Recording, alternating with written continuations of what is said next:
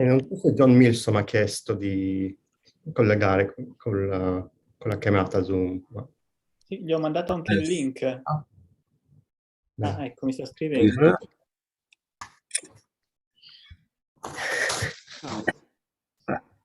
Well, good afternoon or good morning, everyone.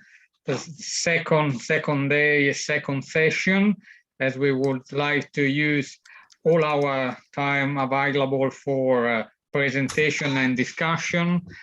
I'll go immediately for the presentation of the first speaker of today, Professor Joshua Rifkin. Professor Rifkin has performed and recorded widely as director of the Bach Ensemble, keyboard soloist and guest conductor of modern and historical orchestras. And as a scholar, he has written of subjects from 15th to 20th century music, with particular emphasis on Josquin, Schütz, and Johann Sebastian Bach. So please, Joshua. Thank you very much, Daniele. Before I start, I would just like to thank Daniele for organizing this, for inviting me, Francesco for all of the wonderful things that he has done, the infrastructure work which has done so much to make this possible, Jesse Roden and Claire Fontaine for carefully reading my paper. I should mention that, again, sadly, people, particularly on YouTube, might find a lot of this absolutely impenetrable without the music examples in front of them. I do have a PowerPoint, but PowerPoint has its limitation for things that you really sort of have to consider. So I'm very, very sorry. I'll do my best to speak clearly and hope it won't be too opaque. And finally, a small note just to tell people, particularly David Rothenberg, that Richard Scher has communicated with Jesse and me to say that his mea culpa, those were his words, about Planxit autem David, did not refer to the authorship. So at least for the NJE, this is still hanging open. So, members of the audience might catch two references in my title. The conjunction of ambiguity and the number 7 tips a hat to a classic of English literary criticism, William Empson's 7 Types of Ambiguity. More recently, and closer to home in subject, John Milsom has picked up the number 7, although without reference to Empson, for his article, Playing with Plainsong, 7 Motet Openings. I shall fall closer to Milsom than to Empson. I do not claim to present 7 different types of ambiguity, but only 7 openings that all in related ways play with ambiguity. I should mention that at this point, because I forgot to, that all of them involve, as we'll see, canon. On the other hand, although plain chant does provide the motivic material for 2 of my motet examples, it plays at best an incidental role in what will follow now. I should also say at the outset that my individual observations will not necessarily break new ground. Indeed, I have presented at least portions of some in other contexts, and some of what I say also overlaps with observations made by Milsom. In that regard, however, I will shade things somewhat differently, more toward the analytic and phenomenological, if you will, than the theoretical. And I shall seek to go beyond the individual analyses to consider what implications they might have for some larger issues. In fact, I should touch on one of those larger issues right away. When we talk about ambiguity, we obviously talk about the difference between what we hear and what we see. The latter, of course, meaning what we see on the page. But this raises a fundamental question. Do we hear and see the same things that Josquin and his era would have heard and seen? With seeing, I think we mostly don't. Only under the most unusual circumstances, it appears, would musicians of the early 16th century had access to documents in score notation. But with I suspect that less might separate us than some would think. However musicians conceptualized what they heard, or for that matter, composed, I believe that we have considerable reason to assume that they heard polyphonic textures synoptically, as the sum of all voices, regardless of the degree to which they perceived any one of them individually. In this respect, hearing a motet or chanson of Josquin then did not differ from how we hear a string quartet or even a symphony of Mozart now. We somehow catch the whole, even if we don't really get a clear sense of the violas.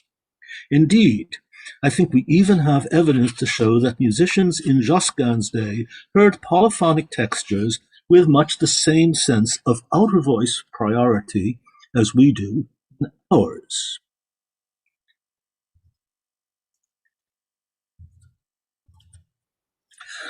But let's get back from the general to the specific. My first example comes from the motet Inviolata integra et casta est, the start of which I show in example 1. If I find example 1 here. Here we go. The string of periodic entries, all on the same pitch class and 3 breathes apart, embodies a procedure going back to at least the Milanese ducal chapel before Josquin's arrival there, seen example 2. The next to last motet of Gaspar van Verbecke's Motetti Missalis cycle Quam Pulchra est. But Josquin, of course, has a surprise, although he seems almost to do his best to keep us from noticing it. After 4 entries on F, the second tenor joins the other voices at measure 13 with an entry on C, middle C, that turns into the second voice of a canon at the 5th that will persist throughout all 3 partes of the composition. Scholars sometimes refer to this procedure and other similar instances that we shall see here as hiding or concealing the canon, but that doesn't get at the essence of what I have in mind. After all, you can conceal anything by burying it in the middle of a full texture, and not a few composers of Josquin's era do just that. Take, for instance, Mouton's Perlinium Salve, the start of which I show in example 3. But Mouton's canon, entering at measure 7, nevertheless stands out in a way that Josquin's does not. Note how Mouton prepares for it with an essentially self-contained imitative trio, and how he highlights its arrival with a cadence, if not admittedly a very strong one, and distinguishes it from the preceding imitation by the close temporal spacing of dux and comes. Elsewhere in Mouton and others, moreover, one often finds the canon set further apart from the introductory voices by differing rhythmic values or ornamentation, even when they share the same thematic material. So far as I have yet managed to survey motets from around 1500 to 1520, I find nothing quite like Inviolata. This observation raises a question about the canonic 5-voice motet itself, both in Josquin's output and in the broader stylistic evolution of the time.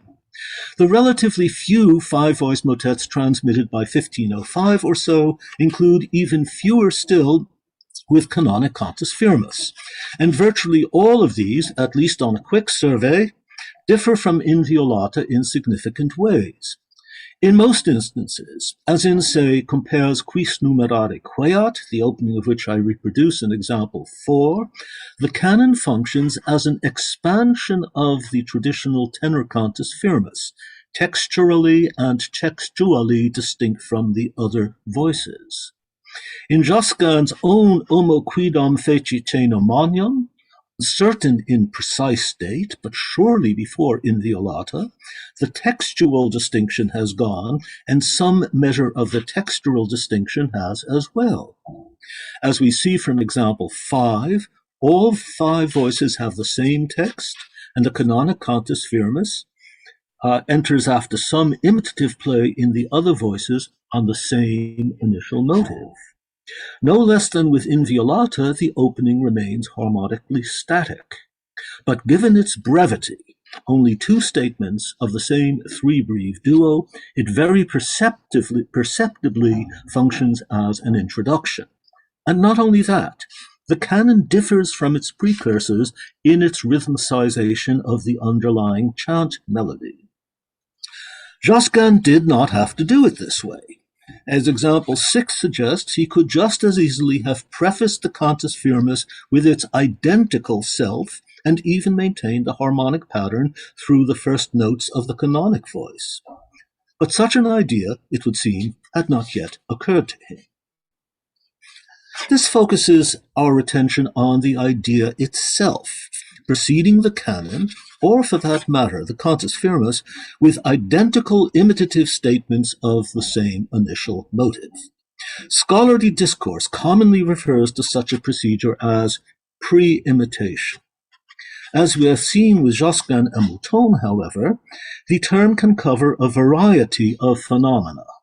More important, if for present purposes we restrict it to the kind of exact foreshadowing in Inviolata, but take it otherwise as at face value, it leaves, much like hiding the canon, more than a little unsaid. For understood properly, the pre-imitation of Inviolata exists not only as a particular musical surface, but as a possible window onto compositional process.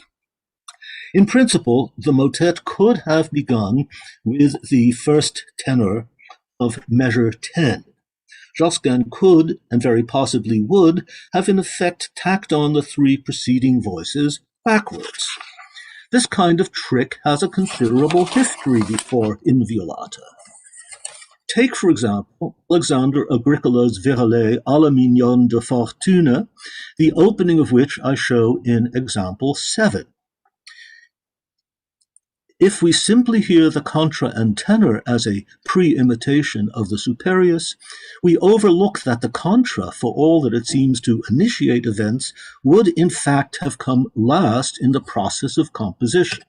To all indications, Agricola composed the superius and tenor as a self-sufficient duo, and only then added the contra to them. But a number of things set Inviolata apart from Agricola's chanson, and a considerable number of other three-voice chansons evidently composed the same way. The first and most obvious concerns the extent of the pre-imitation, with three imitative entries before the actual canon, and thus, in effect, a chain of four unison entries. That's Inviolata, again, I am talking about. The orally perceived proportions get radically shifted. As already intimated, by the time the transposed canonic cantus firmus makes its way into the by now quite full texture, the identical entries, static harmonies, and floating lines in the superius, altus, and bassus have long since drawn our attention elsewhere. A more provocative anticipation of what Josquin does in Inviolata, however, occurs in the setting of the same chant by Heinrich Isaac, transmitted as early as 1484 or 85, and, one could suspect, possibly not unknown to Josquin. As we see in example 8, Isaac too prefaces the canon, in this instance at the octave rather than Josquin's fifth, with three statements of the chant incipit. Despite the even closer procedural resemblance, however, Isaac's motet lies hardly less far from Josquin's than does À la Mignonne de Fortune. Whatever the details of its genesis, it puts a lot more structural cards on the table, in its clearly demarcated modules echoing every two breathes, and in the straightforward harmonic palette implicit in its untransposed canon. Going from there to the broad pacing, overlapping phrases, and subtle balance between identity and difference through which Josquin achieves the multivalent richness of his motet seems virtually to go from one world to another. From Inviolata, I shall return to the two chansons whose openings I show in example 9 and 10, which we might well consider as a pair. Incessamment vivre suis and Pleine de Deuil, whose rhythmically and intervallically austere opening motives not only present a virtual mirror image of one another, but saturate the texture in close-knit imitations that seem the very embodiment of incessant and full. In both pieces, unlike in Violata, the canon has moved up front, so to speak, starting right in the first or second measure, between tenor and quintus, in incessamment, between quintus and superius in Pleine de Deuil. But even more so than in Violata, we would hardly recognize this. The imitations embed the canon in an array of interlocks that we might almost call kaleidoscopic, if not for their more monochrome character. In Pleine de Deuil, as seen in example 10b, Josquin combines the subject with itself at the same pitch class after 1, 2, or 3 units, and at the fifth at the same distances.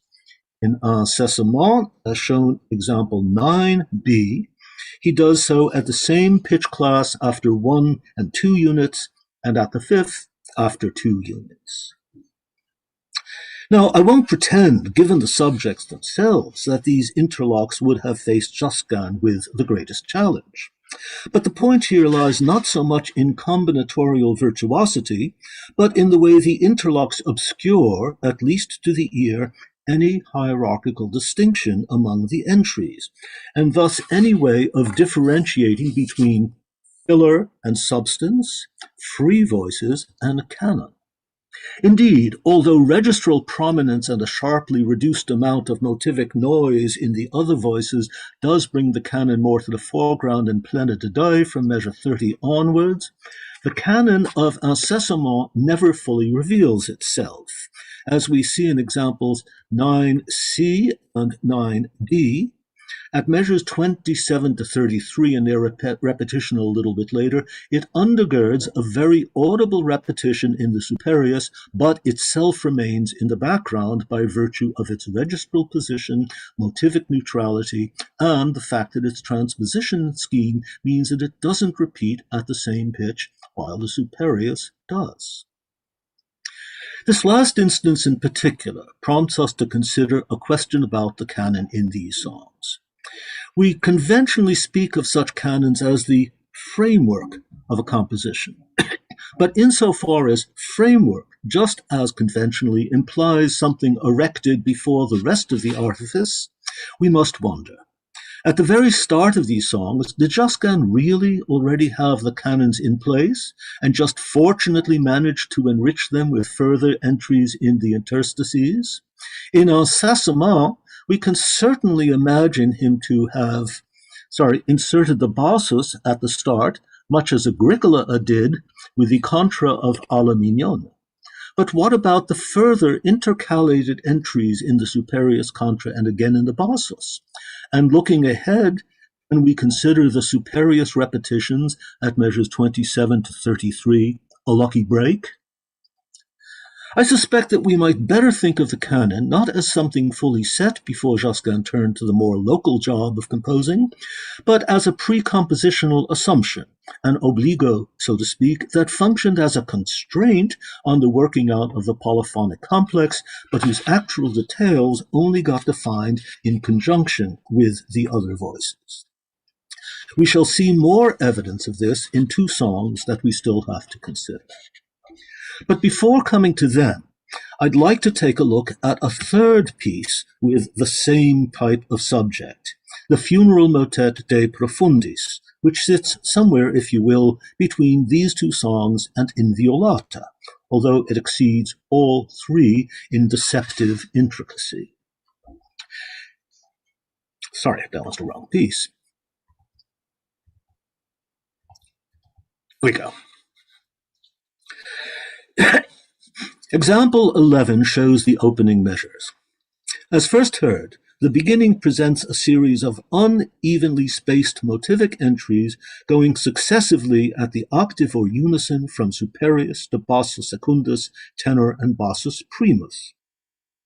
If we could hear it again, we might notice that these entries break down into a pair of canonic duos, in which bassus secundus and tenor nest within a frame provided by superius and bassus primus.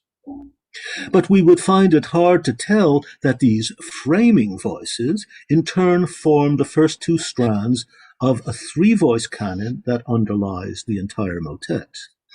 The structure of the canon itself reveals Josquin's combinative fascination, by the way, with the voices all spaced at the distance of a long and imitating each other at the lower octave and fifth, respectively. Every long's worth of music in a given line will have to join in counterpoint with its immediate successor at two different pitch intervals. I come now once more to chansons, two such pieces that further complicate the relationship between canonic and free voices, and at the same time intensify the question of how and where the canon fits in the process of composition. Let us first consider the opening of Chœur Langoureux, seen in example 12. Both on the page and in performance, we would have no difficulty recognizing the division of the texture into four main parts and an essentially decorative contratenor. But this deflects attention from a less obvious series of differentiations among the principal voices themselves. At first blush, these give the impression of unfolding in more or less simple canonic imitation, even stratocanon for those who care, with entries succeeding one another at regular intervals of two breathes. Closer attention, however, reveals that the imitation in fact splits into two pairs, with the superius answered a fourth below by the tenor, and the quinta pars answered similarly by the bassus. And only on still closer consideration can we begin to perceive that this structure in turn breaks down into a canon at the lower fifth between superius and superius and quinta, each accompanied by a subordinate imitative voice. Once again, the multi-layered polyphonic complex depends on the combinative potential of the, in itself, rather ascetic melody shared by the main voices. Within these measures, the melody occurs in three different imitative configurations, at the lower fourth and lower second, both at the temporal distance of two breathes, and at the lower fifth, 4 breathes apart. The overlap between the two statements of the section, which you see at the end of the example, adds another. The superius in bar 11 imitates the preceding entry of the bassus at the octave, separated by 4 breathes. The superimposition of superius and bassus in measures 11 to 13, moreover, produces a new intervallic combination, interlock of their melodic units. Until this juncture, the unit of que ne fait que penser always stands a fifth above the unit associated with Chœur Langoureux. It now appears for the first and only time at the lower octave. Josquin takes things further still in Du Mien Amant, the opening of which appears in example 13. Whether reading or hearing, one would surely understand the music as falling into 3 phrases, each led by the superius, with the second phrase, le départ mais si gref, repeated sequentially a tone lower, and the boundaries of each phrase further emphasized by imitation at the lower octave in the tenor or bassus. On closer consideration, however, we can discern something else at work. The quinta pars, entering unobtrusively in measure 5, initiates the canon with the tenor that will continue throughout the entire song. No less than an incessant livre suis, in other words, the canon provides what ultimately constitutes the primary structural evidence of Du Mien Amant. But to the ear, it remains not only barely perceptible, but subordinate to the progress of the superius and its octave echoes. The deception reaches its height in measures 9 to 11. By this point, the sequences and imitation have conditioned us to hear the quinta pars as nothing more than a sonorous reinforcement of the superius. again in direct contradiction to the underlying state of events. As intimated, this opening and that of Coeur Langoureux raise all the more intensively the question of compositional process. Did Josquin really compose the superius and quinta pars in the first phrase of Coeur Langoureux for anything else, and only then fit the tenor and bassus between them? He no doubt had the idea of a canon between two voices in his mind from the start, and could easily have intended from the outset for this to unfold in the superius and quinta pars. But surely he worked out the four-voice imitation of the opening more or less in the order that the voices presently enter. The same, even more so, surely goes for Du Mien Amant. Whatever he did in the rest of this composition, he surely drafted the essential imitative voices of measures 1 to 13, echoes and all, as an integral unit. Before turning to my last example, I should take a moment's look at another of those larger issues I've mentioned. If, as I suggested, synoptic hearing existed in Josquin's time no less than in ours, we may well wonder if that included what we might call chordal awareness. Again, I believe that we have reason to assume that it did. Obviously, no one in Josquin's day conceptualized these matters as we do.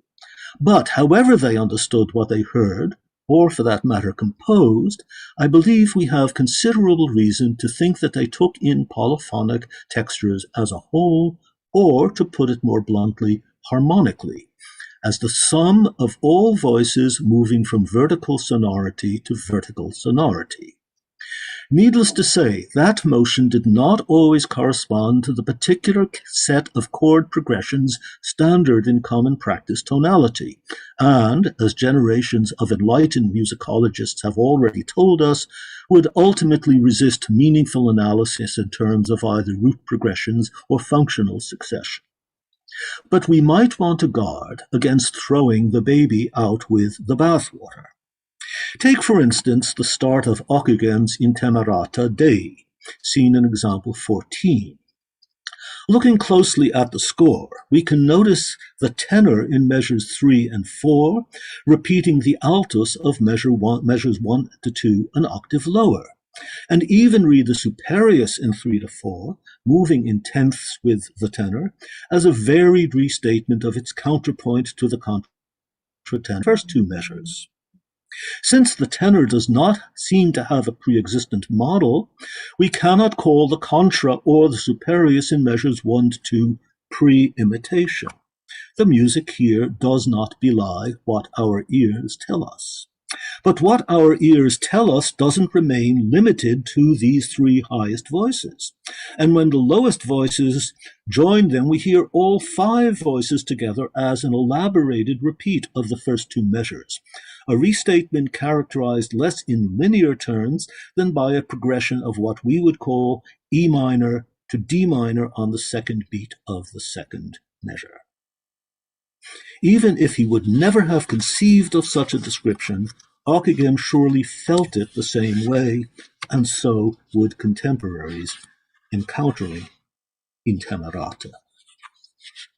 With these thoughts in place, I wish to look at my last example at the opening of Pater Noster, the first member of the motet pair that Josquin composed for his own memory, evidently in 1520 and very possibly as his last work. Milsom has recently devoted a good deal of space to this motet, including its opening, and I warmly urge everyone to read his article Discerning Josquin, which is still due to appear in Early Music. We hope that will come out before the end of the Josquin year. Like what I shall say here, his discussion of the opening also focuses on ambiguity, but in his instance, a metric ambiguity. How Josquin appears here to set up a three-breve meter, or circle 2, but then veers from this, revealing the notated cut C as the true temporal measure. I should like instead to concentrate on an ambiguity of the sort we have seen revealed in the other works under consideration. Milsom properly notes that the superius at the opening pre-imitates the canon at the fifth between the two tenors that will wind its way through the entire motet. But this does not address what I find the crucial effect of that pre-imitation. For starters, that pre-imitation does not involve the superius alone, but an entire three-voice texture. Especially for this reason, then, I think any listener, then as now, would hear measures 1 to 6 as antecedent and consequent. In other words, measures 1 to 3 initiate the event, the repetition in measures 4 to 6 answers them. So the weight of the phrase lies on the first statement, not the second. Going on then to the next pair of trios, measures 7 to 12, we would hear 7 to 9, which transpose the three-voice unit already heard twice in measures 1 through 6, as the start of another antecedent-consequent pair, potentially initiating a larger-scale antecedent-consequent relationship in which measures 7 to 12 serve as a response to measures 1 to 6. On the page, however, it could look as if measures 10 to 12 do not conform to this expectation, as they do not literally reproduce the three-breve unit that has preceded them. But if we listen harmonically, then we note that measures 10 to 12 echo measures 7 to 9 after all. The only difference lies in the B-flat upper neighbor, elaborating the prolonged D minor sonority before it gives way to A on the very last semibreve. So again, the surface of the music creates something that cuts right across the underlying canonic procedure. All very simple, in other words, but this simplicity deceives. For once we factor the canon into the picture, we realize that measures 4 to 6 and 7 to 9, which the overall texture convinces us to hear as consequent and antecedent respectively, embody the dux and comis of the canon, the exact opposite of what we perceive in hearing. Once again, what seems transparently straightforward proves anything but. Josquin's art of ambiguity, which pervades his work far beyond just openings, represented something new in music. Certainly we can find, and indeed have seen, intimations of similar things before him. Even past the first measures of a song like Agricola's A la Mignonne de Fortune, for example, the very process of composing three-voice music in the form of a structurally fundamental duo expanded by the addition of a structurally non-essential contratenor creates a sounding result potentially at odds with its means of generation. Lexically, at least, one can feel an affinity as well between Josquin's practice and the much-mooted aesthetics of concealment in Ockeghem, even if, on musical terms, Ockeghem's concealment and Josquin's strike me as not at all like one another. No one, it seems, can quite put their finger on what Ockeghem conceals. Josquin allows us ultimately to find what he hides, although what we might call his aesthetics of camouflage and misdirection doesn't make it easy. Nor, I suspect, did Josquin himself always find it easy to do, let alone to think of in the first place. Certainly, the music he would most likely have known in his youth did not offer a ready precedent. Only with a dissolution of contrapuntally layered textures into a unitary musical cosmos, and the complementary creation of a motivically governed discourse, did it become possible even to envisage the kind of deceptively refracted textures that we have seen in our examples. Josquin did not do this overnight. As I have argued elsewhere, we may find signs of his musical future in the nevertheless very different opening of Ave Maria Virgo Serena, or in the seemingly unpredictable intersection of motivic repetition and cantus firmus in Ilibata and one or two other works still belonging to the 15th century. Not by accident, however, do all our examples come from works clearly written after 1500. In other words, even if, to allude to a sometimes contentious discourse in recent scholarship, Josquin should have started as Josquin, That Josquin still had a distance to travel before becoming the Josquin we have met today. Thank you. Thank you very much, Joshua, for this very rich and dense paper. I already see a raised hand by Peter. So please, you're asked. Okay. Oh, hello, John. Glad you're here. I'm sorry, I was just applauding, actually. Oh. It's hard to tell the clapping hands from the raised hand I'm sorry. in this thing. Applause always appreciated. Thank you, Peter. Well, it's in any So raised case time for question. John Milson, please. Good, it's just unmuting. Can you hear me all right? Yes, yes. We Good, thank you. Joshua, wonderful paper. I don't really have any disagreement with anything you've said at all. It's wonderful insights. But I'd like to throw into the mix a thought that has been running through my mind for quite some time, and which has never quite surfaced in tangible form. So I'm going to try and do it today for the first time, which is that I'm conscious that very often when we write about Josquin, our angles of perception are to some extent multitude and potentially confused. And in my own mind, I've rather made a simple distinction between four different potential perspectives. That of the composer, if we can recover it, those of the performer in all sorts of different manners, whether reading from part books and choir books or reading from modern score, the perspective of the listener, whoever that listener might be, historical or present, and then the perspective of what we might call the philosopher who sits back and contemplates things, for example, thinking about the issue of mode, whether or not Josquin was concerned with mode. And I do wonder whether the words that you were using early and late in your talk, such as ambiguity, deception, and concealment, are, oh, that's exciting, are perhaps really to be associated with only some of those constituents, as it were.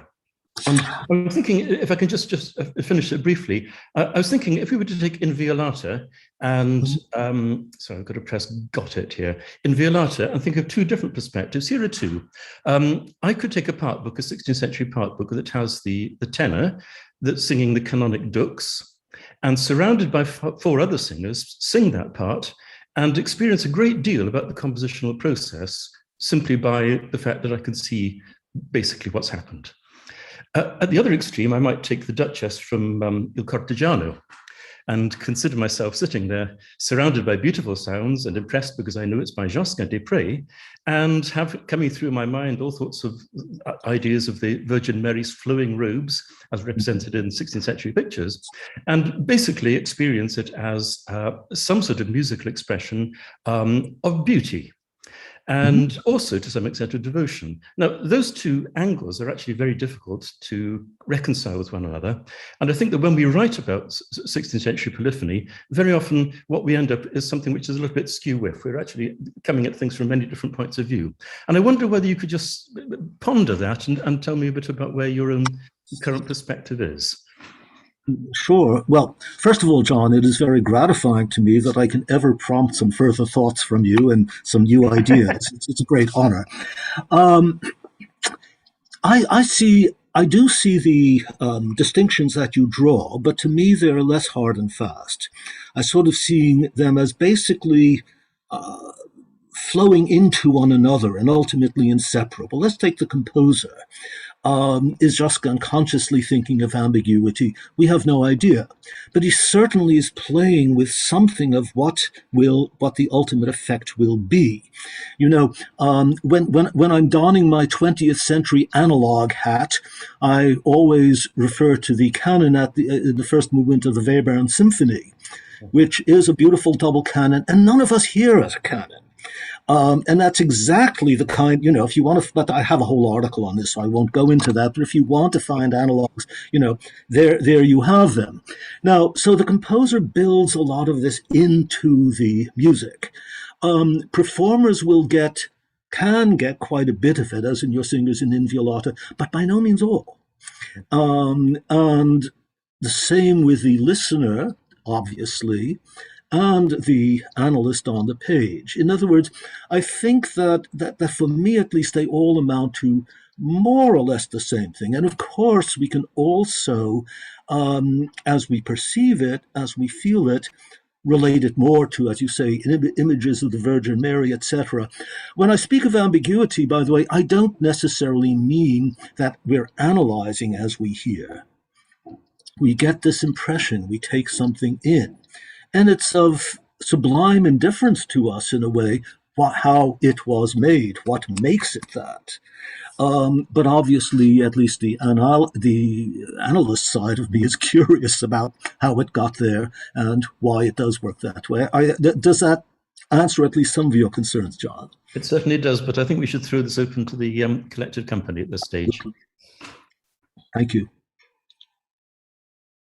Now, please, David. Thank you. Unmute. Did you mean me or David Fallows? Yeah, I have nothing at all to add. I think between them, John and Joshua have put the whole situation so beautifully that I couldn't. It's as complete as a Josquin chanson. I have nothing to add.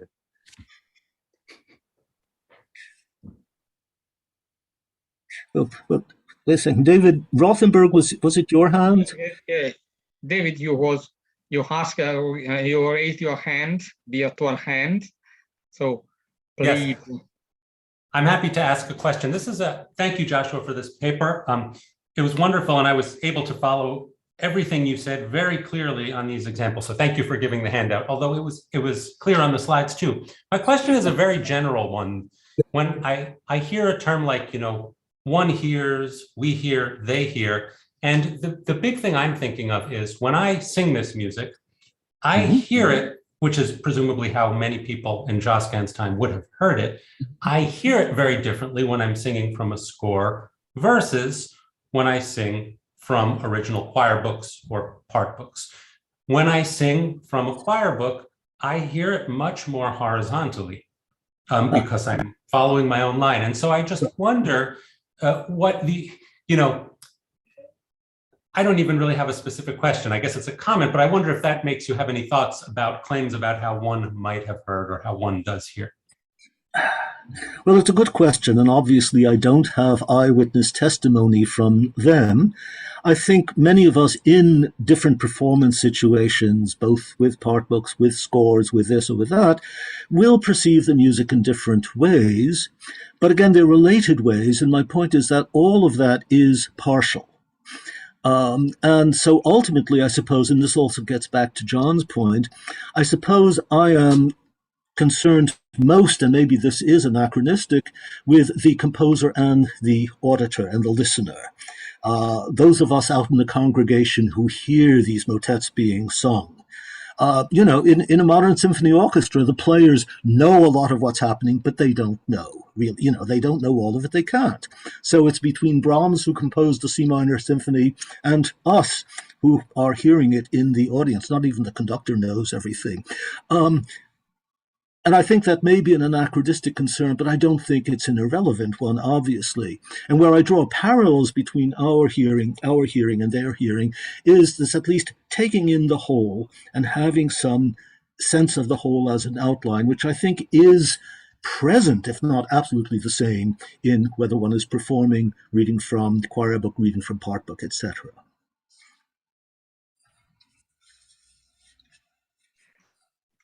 Thank you. And I don't know who, if Jesse or Peter has raised the hand before. Jesse was first. Yeah. Okay. Peter, you go ahead, because I'm talking later.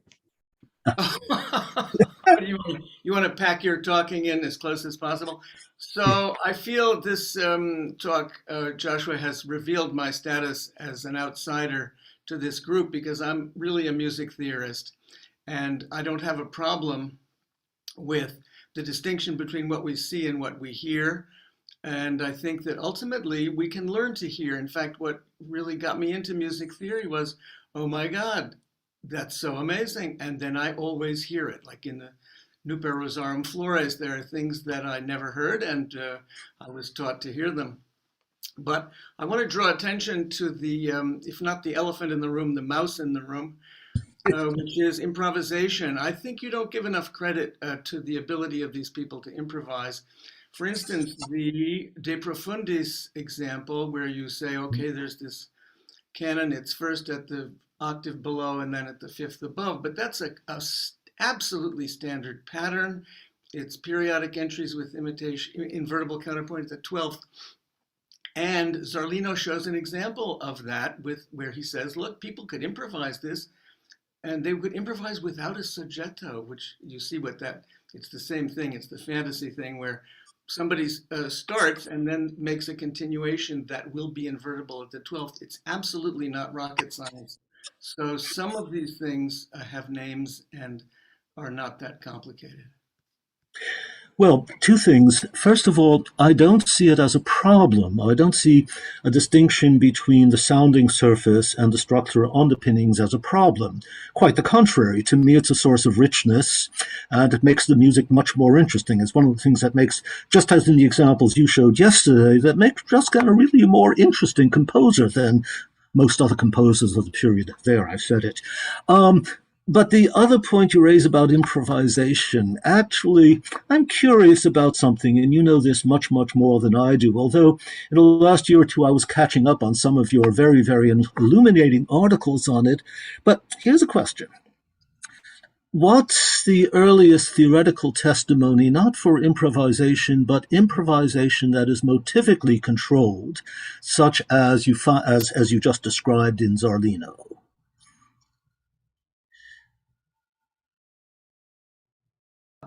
That's a really good question, because one of the things about Zarlino is that he doesn't do it until the second edition of Istituzioni. So he, I think, knew all along, and it's one of those cases where the treatise author is keeping something back. We know that trombone tutors kept something back. So you want to know more? Come see me. Come pay me some money.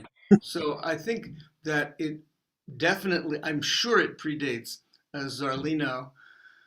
But how far back it goes, I think Guglielmus Monachus, He's talking about parallel thirds, if I recall, and things like that. Okay, the question, yeah, you're it's a focusing. rather naughty and aversive thought I have in my mind, which I don't know enough to elaborate, but I might as well mention it. Okay. Is it conceivable that this kind of improvisation only comes about after composers have explored motivic composition in a way that starts really with Josquin? And once that language is out there, people are able to abstract a lot of the underlying procedures and turn it into an oral, non-written context. Okay, I can answer that. I think the answer is in Contrapunto Fugato, where you have a long note cantus firmus and you try to put a repeating motive as often as you can against it. And that's the earliest I know, though, is still the mid-16th century, like Lusitano describes it. And exactly. I think Coquelicot has examples of it. So I think Coquelicot. And by that time, it's been around there more than 50 years. I always cite Isaacs Le Serviteur and similar pieces. Anyway, I really look forward to learning more from you about that, Peter, and perhaps being able to chew over this in further discussion. Yeah, no, that's a really good question. It's the composer and the egg question, I think. We'll have to work on that.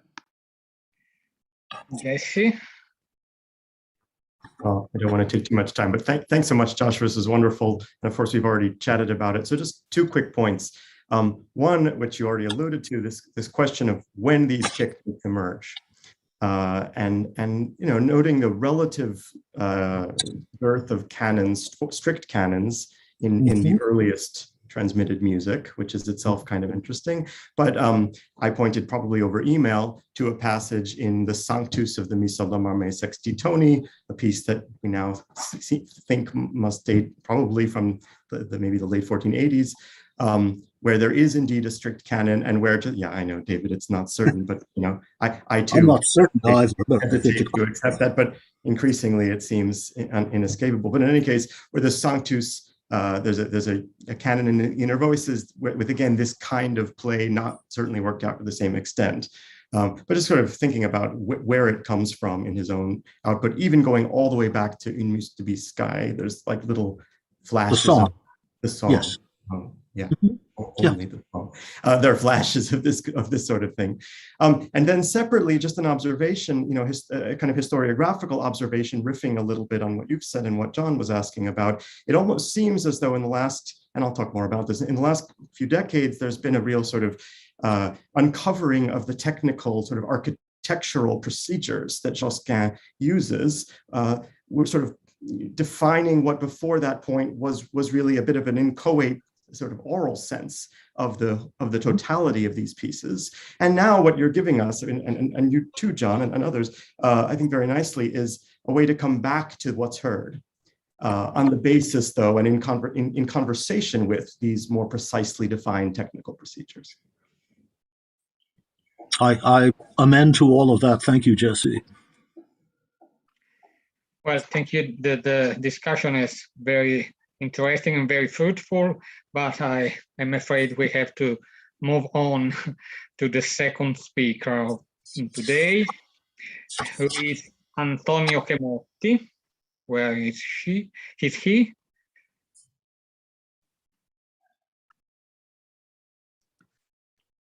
He's missing. Yeah. He was here before. Yeah. If there is any technical problem. All right. Okay. He's here again. Okay. Thank you. Okay, Antonio. We were thinking if we lost you.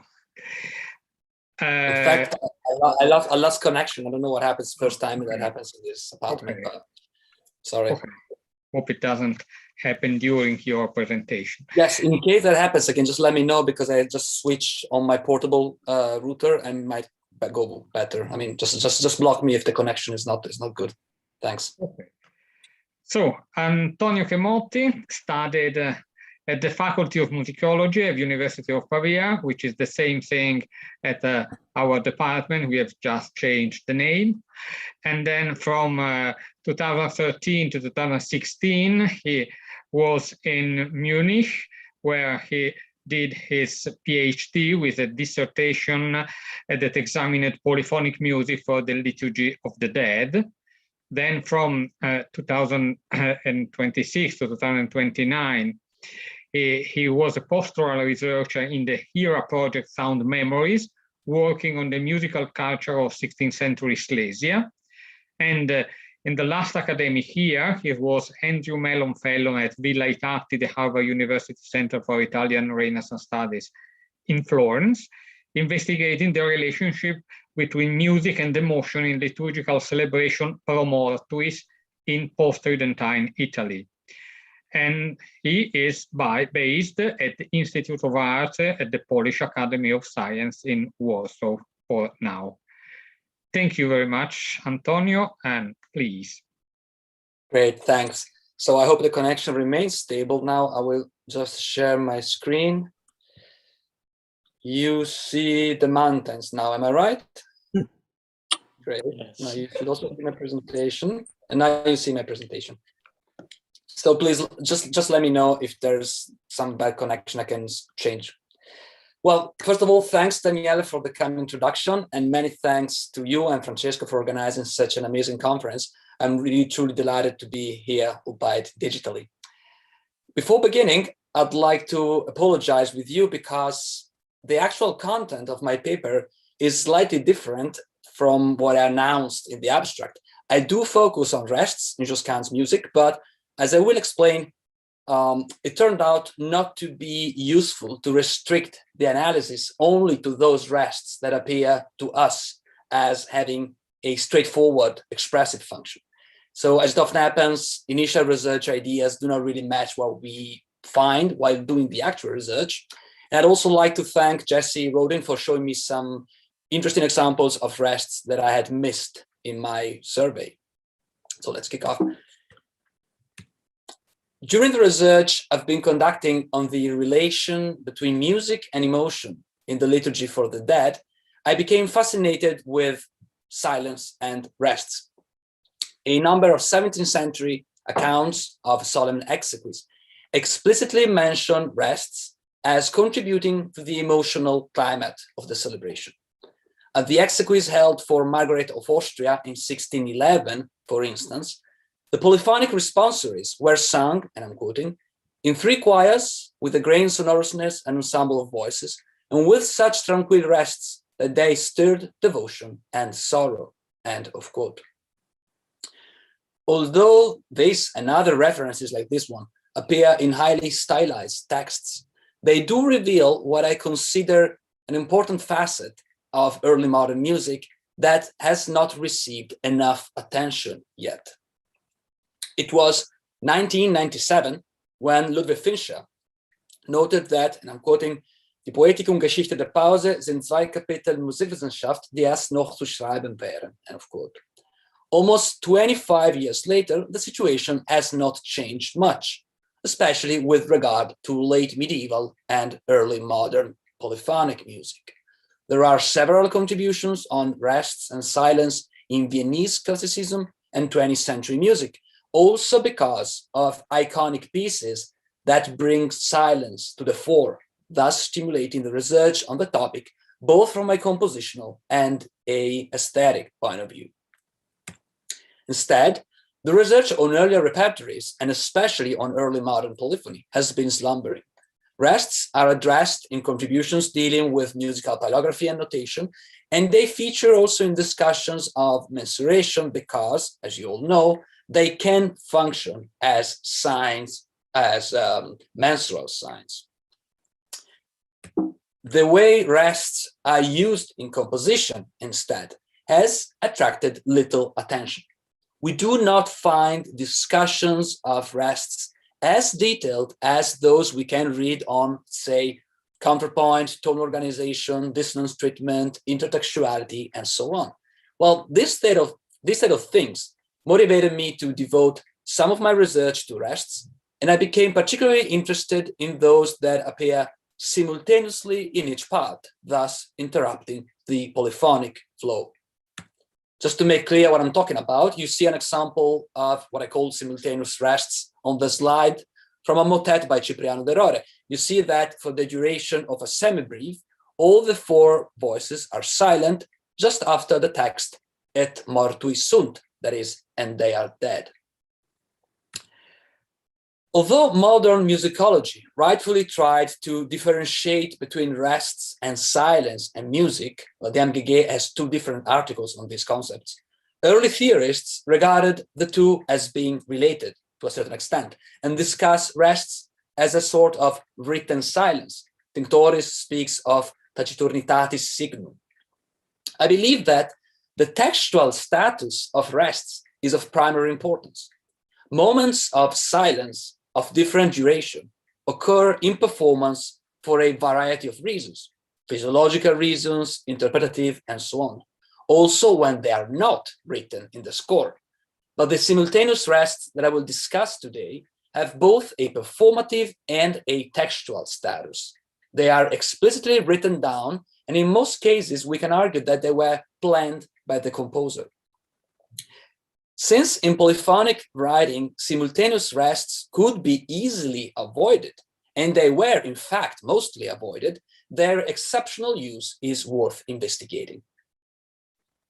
Let me add that the lack of musicological interest in rests is all the more surprising since early music theorists accord great significance to them.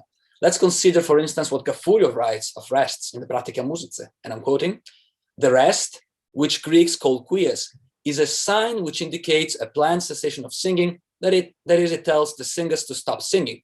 It has been created by musicians to afford an opportune silence and relief after the industrious act of singing, and to make a sweet song, ad cantus suavitatem," end of quote. So Gaffurio identifies two main functions of rests, a physiological one, dictated by the necessity of breathing, and a rhetorical one. Zarlino, in the Istruzioni Armoniche, will follow a similar bipartition, speaking of rests as a necessity or as an ornament.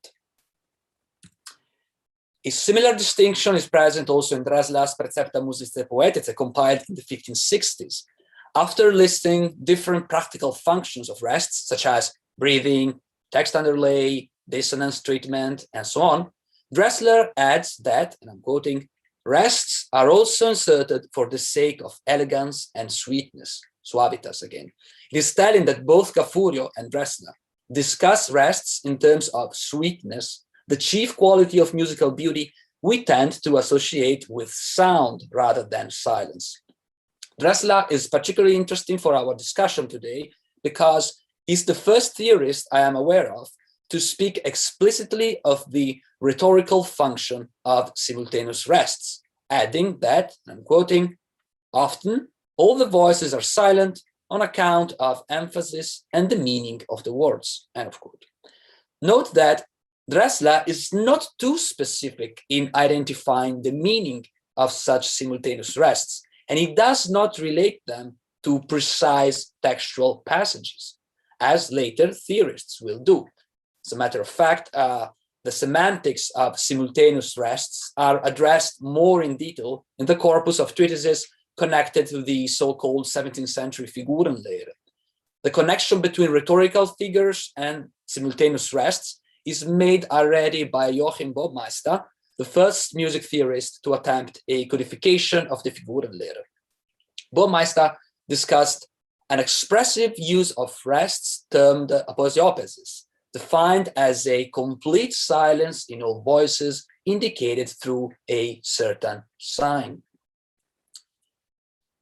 Theorists active in the same tradition connected aposiopesis with texts expressing death, mortality, absence, silence, and so on. And this influenced greatly the musicological discourse on simultaneous rests. Scholars interested in the Figurenlehre dig the repertory looking for examples that illustrate the use of music rhetorical figures discussed by theorists. Such approach is legitimate and indeed very useful, but it has one drawback.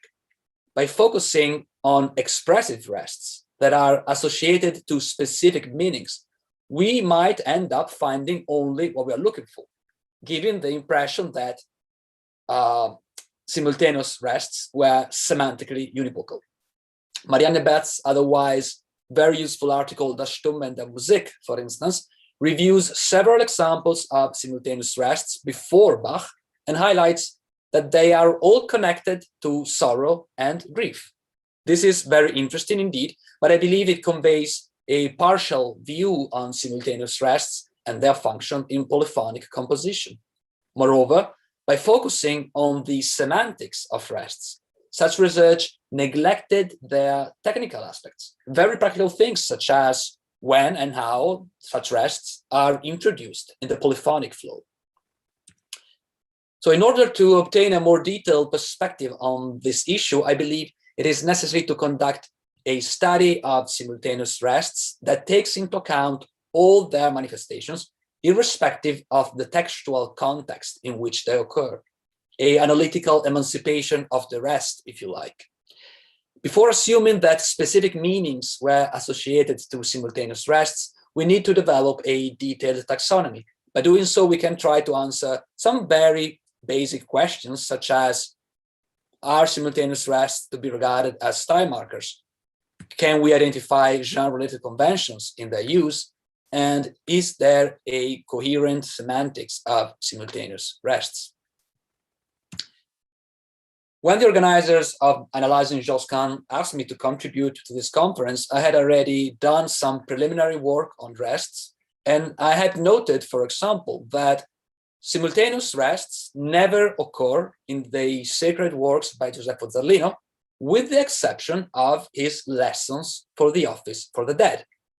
There, they are not linked to any particularly meaningful portions of the text, as it would happen in a madrigal, but the fact that they occur only in such particular genre is, I believe, telling. So today, I'd like to present you the results of a survey I conducted on the works of Josquin des Prez. I focused on the 103 works that can be attributed to him with some certainty, a group of 54 works that are certainly by him, and another 49 that are most likely by him. So please also let me thank Joshua Rifkin and Jesse Rodin for sharing with us their forthcoming Josquin work list, which has proven extremely useful in the preparation of this paper. As you will hear, I don't have big theories, I don't have any shocking results, but I did find some patterns that I believe deserve our attention. The questions that I asked myself in trying to develop a taxonomy of simultaneous rests are the following. So in which music genre do simultaneous rests appear? How long is the moment of silence implied by such rests? In which mensural context do they appear? When do simultaneous rests occur in the course of a piece, meaning at the beginning, at the end, in the middle? What happens before and after them in terms of texture and counterpoint? And obviously, which words or concepts are followed or introduced by simultaneous rests? So let's start with Josquin's masses. As I mentioned, I have been looking at rests for a while now, and I was surprised to see how consistent is Josquin in using simultaneous rests in his masses. First of all, one must note that simultaneous rests are relatively rare in Josquin's masses. I counted only 15 examples in a corpus of 14 cycles and 5 freestanding mass sections. Keep in mind that all these rests have a very stable textual tradition. It would not be complicated to omit some of them, extending one or more notes in order not to have any break in the polyphony. And yet, such rests appear in all the sources taken into account for the new Josquin edition, so that we can be relatively sure that they were planned by the composer himself, and they were, most importantly, regarded by the copyists as an integral part of the musical text. One interesting feature of Josquin's mass is that we find simultaneous rests exclusively in settings of the Gloria and the Credo. This is not always the case in works by other composers. For instance, Ockeghem. Ockeghem's Mass Au Travers Sui has simultaneous rests in Gloria, Credo, Sanctus, and most powerfully in the Agnus Dei, as you can see here, it's a beautiful brief rest before the concluding Miserere Nobis. There are also relatively short settings of the Kyrie that display simultaneous rests. Just take a look at this example, Alphonse Bonitatis by the 15th century composer Petrus Wilhelmi de Grudens. As you can see, in the Christe we find a brief rest in each part just before the words Miserere populo tuo, a choice that one is tempted to ascribe to an expressive use of silence.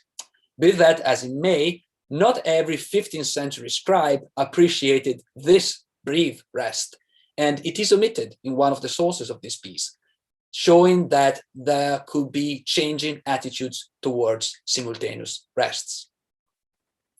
And something similar happens also in the tradition of Ockeghem's masses. Coming back to Josquin's masses, one notes also that the time span in which all voices are silent ranges from the minim to the semibrief. Again, different composers do different things. Ockeghem's masses, there are plenty of brief rests in mensural contexts comparable to those of Josquin's. With regard to the position of such simultaneous rests in the architecture of the single movement, in Josquin's masses, they occur towards the middle or the end of a movement. There are always at least 60 briefs of music before we encounter a simultaneous rest in each voice. That means that in Josquin's masses, we do not find those rests that encapsulate the incipit of a movement, as it happens, for example, in the Gloria of Ockeghem's Missa Caput. You can see here with a beautiful brief rest right at the beginning, or something very similar in the credo of the same mass, and this occurs also in other masses by Okagam. If we now zoom in on how Josquin introduces such rests, we notice again a high consistency within his masses. Let's focus on semi-brief rests for the sake of time. We notice that they are always connected to full scoring and homorhythmic sections. Not a big surprise, but let's take a look at this. Gloria Spiritus et Alme from the Missa de Beata Virgine. It's a typical example that occurs multiple times in Josquin's masses. As you can see, there is a semi-brief of silence in each voice. This is preceded by imitative duo between the tenor and bassus that is concluded by a cadence on a perfect consonance. After the rest, the four voices begin all together with a homorhythmic declamation. Well, such use of simultaneous rests is very powerful, and I would argue that it enhances the contrast between the duo and the fully scored homorhythmic section, and it probably also helps coordination between the singers. Furthermore, by ending on a perfect consonance, one gets the feeling that the tenor and the bassus somehow melt in the following rest. Josquin seems to have liked this structure, and he uses it other times in the masses. I'll just show you 4 examples. Pangelingua in the Gloria, you see duo, semi-brief rest, homorhythmic declamation. Same thing in the Credo of the Pangelingua, duo, semi-brief rest, homorhythmic declamation.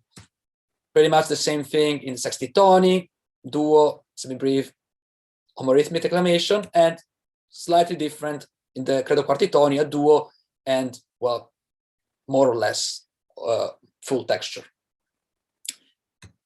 Once again, it's useful to compare with Okagam's masses in this regard. Okagam does construct similar joints between episodes, as it happens, for instance, in the Gloria of the Mass Au Revoir Sui. You can see here pretty much what we have observed in Josquin's masses. A duo, cadencing on a perfect consonance, followed by a semi-brief rest, followed by a fully scored homorhythmic passage. Okagam, however, resorts also to variations to this model that do not occur anywhere in Josquin's masses. Take a look, and in Josquin's works, actually. Take a look at this passage from the Credo of the Mass Au Revoir Sui. It is similar to what we have seen in Josquin, a duo, a simultaneous rest of a semi-brief, followed by a fully scored homorhythmic passage. Yet, the duo ends in a peculiar manner compared to Josquin, with no real clause, and on a third, an imperfect consonance. So the moments of silence we have just reviewed in Josquin's masses, dividing a duo and a 4-part homorhythmic section, are the most typical ones, but they are quite different from the simultaneous rests we are familiar with from the so-called devotional style, as Bonnie Blackburn called it, of the motetti missales, where rests punctuate fully scored homorhythmic sections.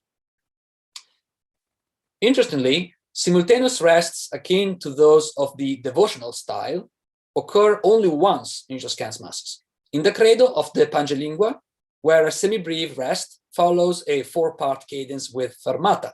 It is probably no coincidence that this happens in the Et Incarnatus section of the Credo. So the latter example introduces a very important issue we face while working on simultaneous rests, namely their rhetorical and semantic function. If we consider semi-brief simultaneous rests in Josquin's masses, they do indeed tend to be connected to important junctions of the liturgical formulary. I'm sure you will all agree that there is a rhetorical intention behind the introduction of rests before words such as Mariam Coronans, or Suscipe de Perfectionem Nostram, or Confiteor Unum Baptisma. And yet, at this stage of my research at least, I would not be confident to pinpoint the meaning of simultaneous rests too precisely. I do not think we should look for a semantics of simultaneous rests akin to that of the Figurenlehre. Nor I believe it is useful to distinguish between necessary rests and ornamental rests, to follow Zarlino's terminology. It is clear that one function does not exclude the other, especially in homorhythmic passages. If singers sing together, they also need to breathe together. Before moving to the motets, let me discuss briefly the songs and the instrumental pieces. I surveyed the 44 songs attributed to Josquin, and I could not find a single example of simultaneous rests. The only exceptions are opening simultaneous rests at the very beginning of the piece to allow for anacrusis, as it happens, for instance, in Fortuna d'un gran tempo. But this is, I would argue, a purely metrical phenomenon that has little to do with the examples discussed above.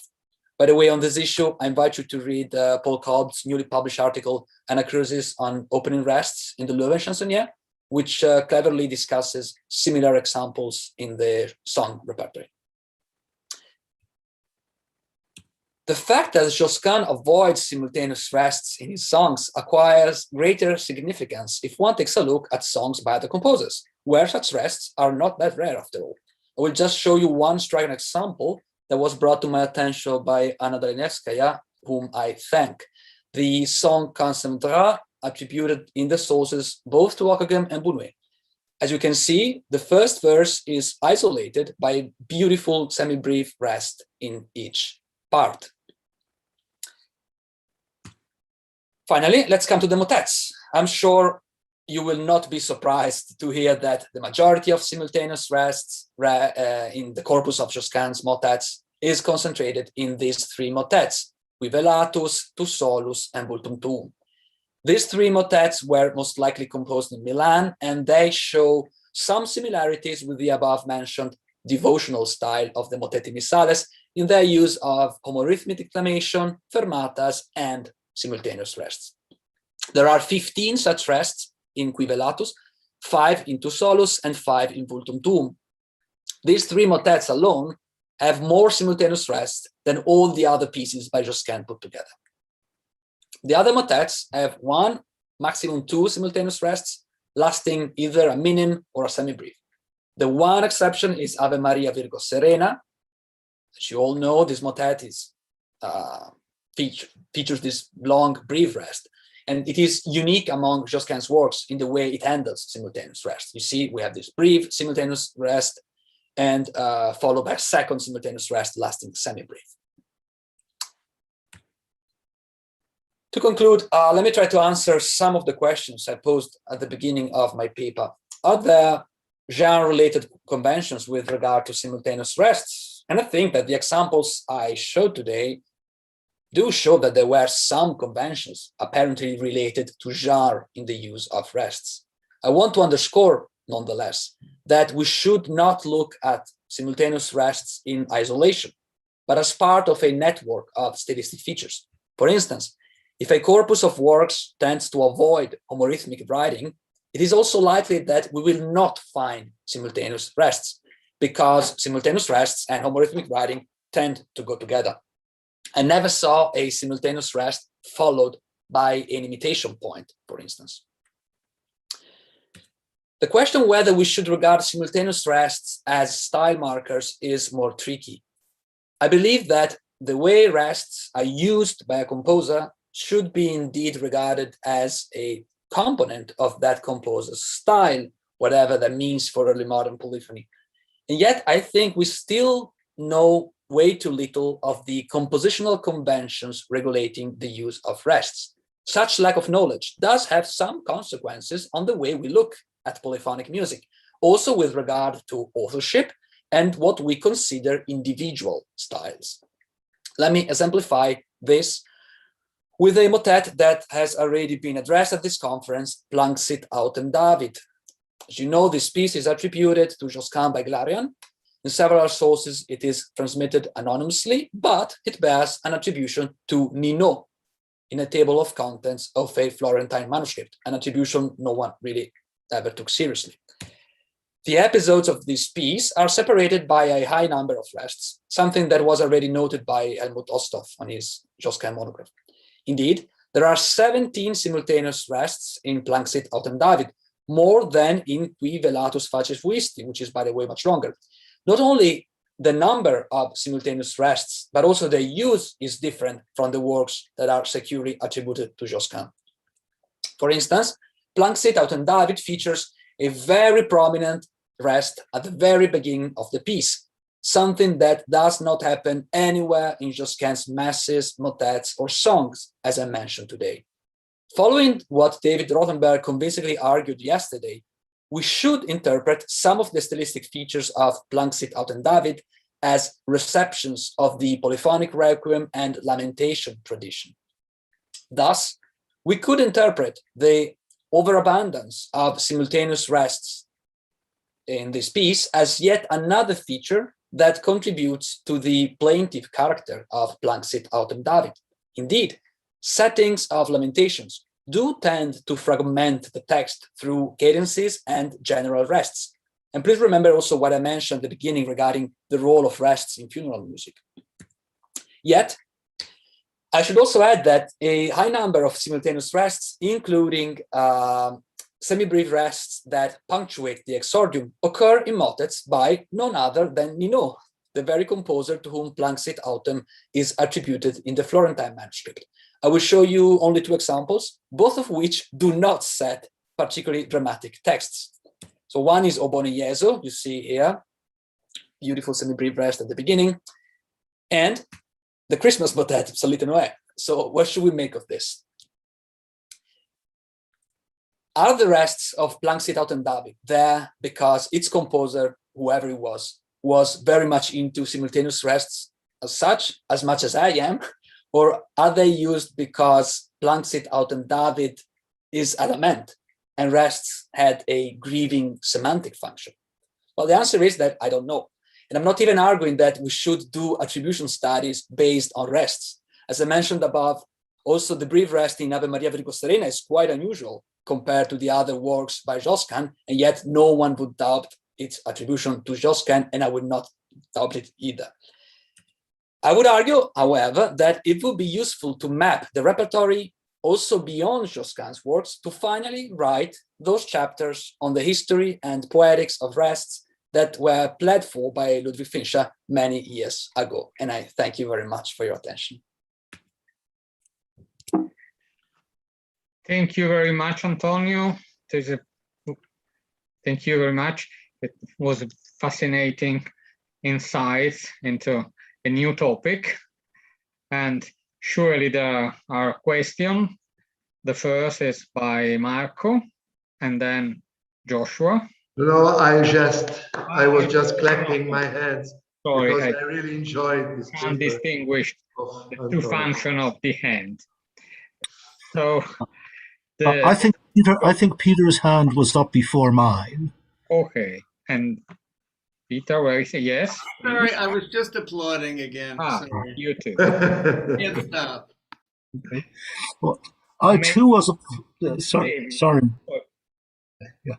I too was applauding, but I did want to say that this seems to be a masterly demonstration of that rare kind of scholarly contribution that takes a subject that nobody would think is really going to give you anything and finding unsuspected riches in it. So I'm very grateful for that.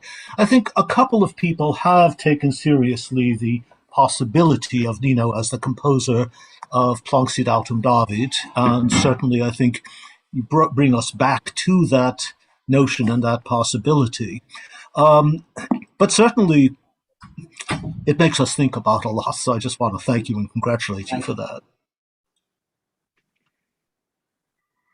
Thank you. David? Thank you.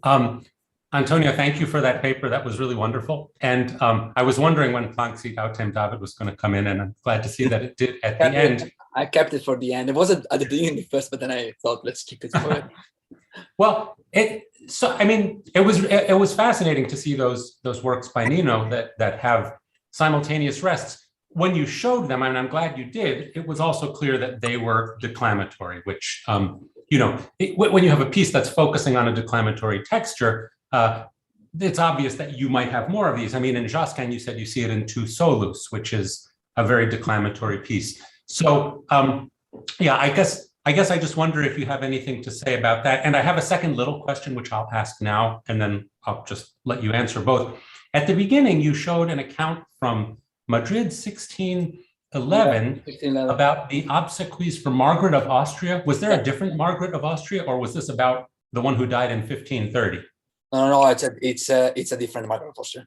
Okay, I didn't know the other one, and I Googled quickly and couldn't find Yeah. it. It's a different. That was the very thing that got me into rests, that description. So I just thought I'd keep it at the beginning of my paper to see. But first, your question. Yes, you're absolutely right. It's a different style. Well, as the pieces proceeds, they get more contrapuntal. By showing them and comparing them with Planksit, I'm not saying that the rests in Planksit, Out and David do not play a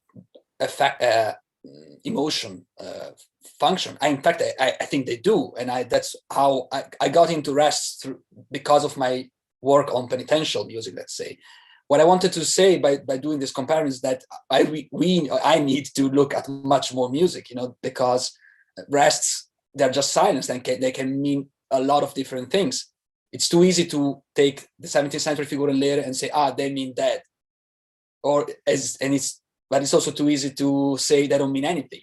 I think we need to do a very nuanced work on it, and I think we need to include, to get back to the question John Milsom did earlier today about who is the listener we are imagining when we talk about this.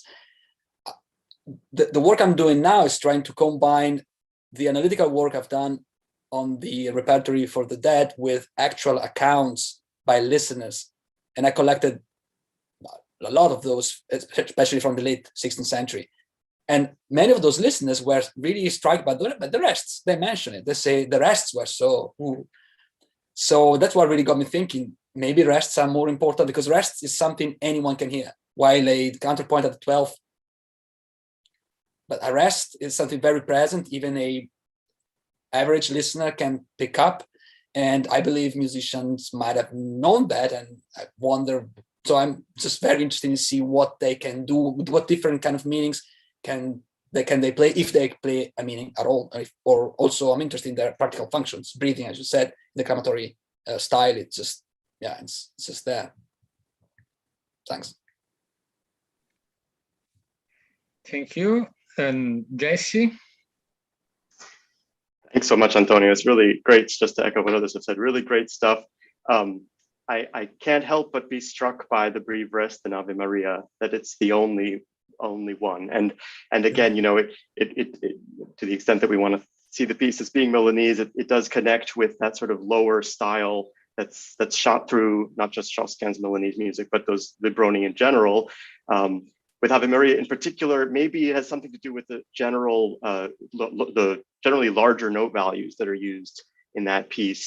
A good point. By a faster tempo, well, certainly than is normally heard, but nowadays, but nonetheless, it stands out in a way that's really quite extraordinary, as does the very personal invocation that follows. So that's just super cool. If I could, just two little tiny tidbits which connect to things I'm going to say. Actually, is kind of nice. One, I might have written to you about this in Stabat Mater. There's a really cool thing where, as many of you recall, the tenor quotes the tenor of a Binchois song that happens to have only one rest in it. And Josquin places the division between the partes on that rest, such that there's no notated rest. All right. But that's where it's very elegant, and it sort of seems somehow related. And the only other thing I'd say is that it's lovely to see all those beautiful, logically, formally clear examples in Ockeghem. And I think that's not unheard of in this generation. Yeah, great. Thanks. I want to say something, but I forgot. When it comes back, I'll let you know. Thanks. Thank you. Now, last question, I think. Claire. Thanks. One comment and one question. I was struck or amused by Gaffario's description, or his stressing of rests as planned cessation of singing. It seems to kind of imply that there was a lot of unplanned cessation. So that made me laugh. But also, I guess a question, which is that calling rests silence, of course, makes sense, but it also seems to kind of imply a kind of reverential sort of listening, or it implies an environment in which you would hear rests as silence or near silence. And I guess I'm just wondering, do we know anything? Do we have any kind of reports, descriptions of, I don't know, almost background noise, or what it was like to listen to silence, to listen to arrest in this period? Well, thanks. This is an amazing question. I've been thinking a lot, listening to these examples on my headphones, and I realized, well, certainly this kind of silence I'm hearing in my headphones is not silence in a way that could have been in a real performance. That's obvious, and that's why I stress the fact that those rests matter to me as a symbol of silence, I would say, as a written silence. You know what I mean? Like, it's not really important. They're very short, you know, in a piece. You don't notice them so much because they're not much longer than the natural breathing of singers do here and there anyway. But the fact that they're written down, that's what makes them special, I believe. So they have a kind of, I see a symbolic value in them, which is much more than what you really hear, you know. And as regard to your other question, I am collecting, and if anyone sees any reference to silence in any context, I'm happy to hear about it. I'm collecting reference to silence in exequies, and they play all sort of possible meaning. They are mentioned because they want to show how well organized the event was, and everyone was silent, as opposed to how usual loud the city is, and so on. I don't have yet didn't find any source now that discusses music performance as something happening in silence, let's say. But you never know, I might eventually find something on the topic. But thanks for the question. Thank you. We would need much more time to discuss, but we cannot stay here so long. So we have to move on again to the next speaker, who is Jesse. Jesse Roden is Associated Professor of Music at Stanford University and a Guggenheim Fellow, and he has published widely on Renaissance music, and he directs the Josquin Research Project, a tool for exploring a large musical corpus, which all of us has used in these days. And he leads also the ensemble Cat Circles, which has just released an album of complex 15th century polyphony titled Messe Anonyme. And current projects include an article on Josquin attribution that will soon appear in Early Music, and a collaboration with French scholar to recreate a feast that took place in Tours in 1457, and also a monograph on form in 15th century music with Cambridge University Press. So please, Jesse.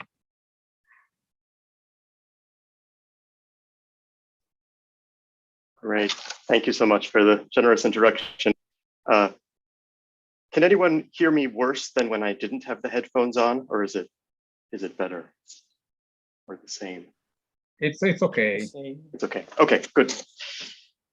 Great. Well, thanks so much, and to the organizers. I also wanted to thank Joshua and Emily Zazulya, who kindly commented on an earlier draft. And to mention to anyone watching that there is a handout available that I circulated by email this morning, but that I would in fact encourage you not to look at, because I'm going to have a lot going on. I never use PowerPoint, but since we're exclusively Zoom, I've gone all the way in the other direction, and there are going to be a million slides. So better to focus on that.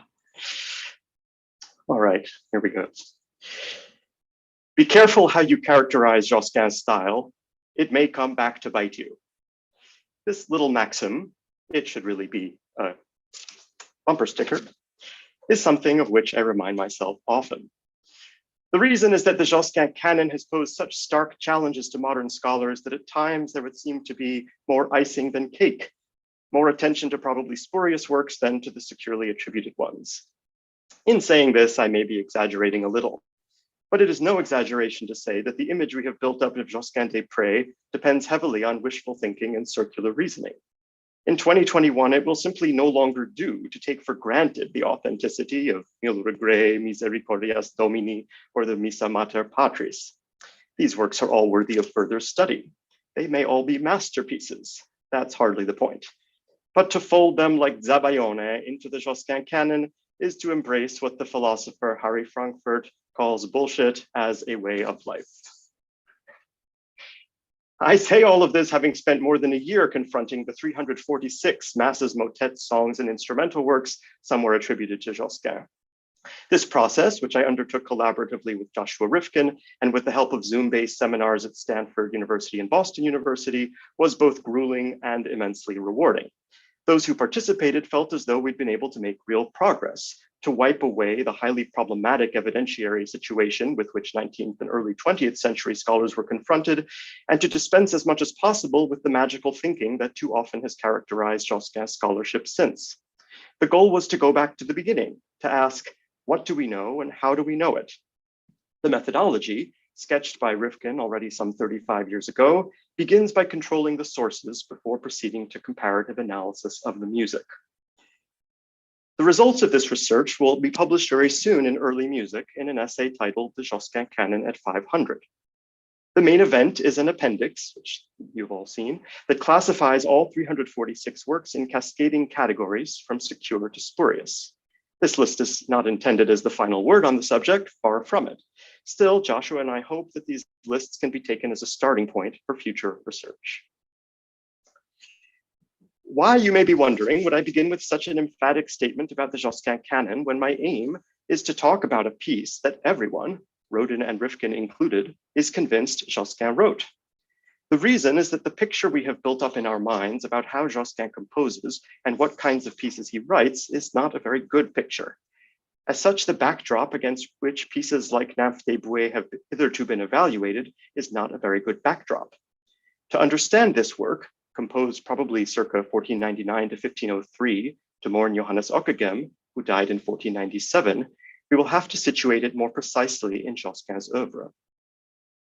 This is especially important because Nymphes des Bouées really is unusual, as Gustav Ries was the first to observe. Responding to a marked absence of imitation, paired duos, and clearly delineated phrases, Ries went so far as to call the prima pars, quote, an imitation of the style of Ockeghem, a view amplified more recently by Dietmar Enns. This is an intriguing idea, and at first blush, an attractive one. It is natural to want to believe that in this of all pieces, Josquin took the opportunity to compose in the style of the musician to whom he may have owed more than anyone else. Here is the opening in a recording directed by Joshua.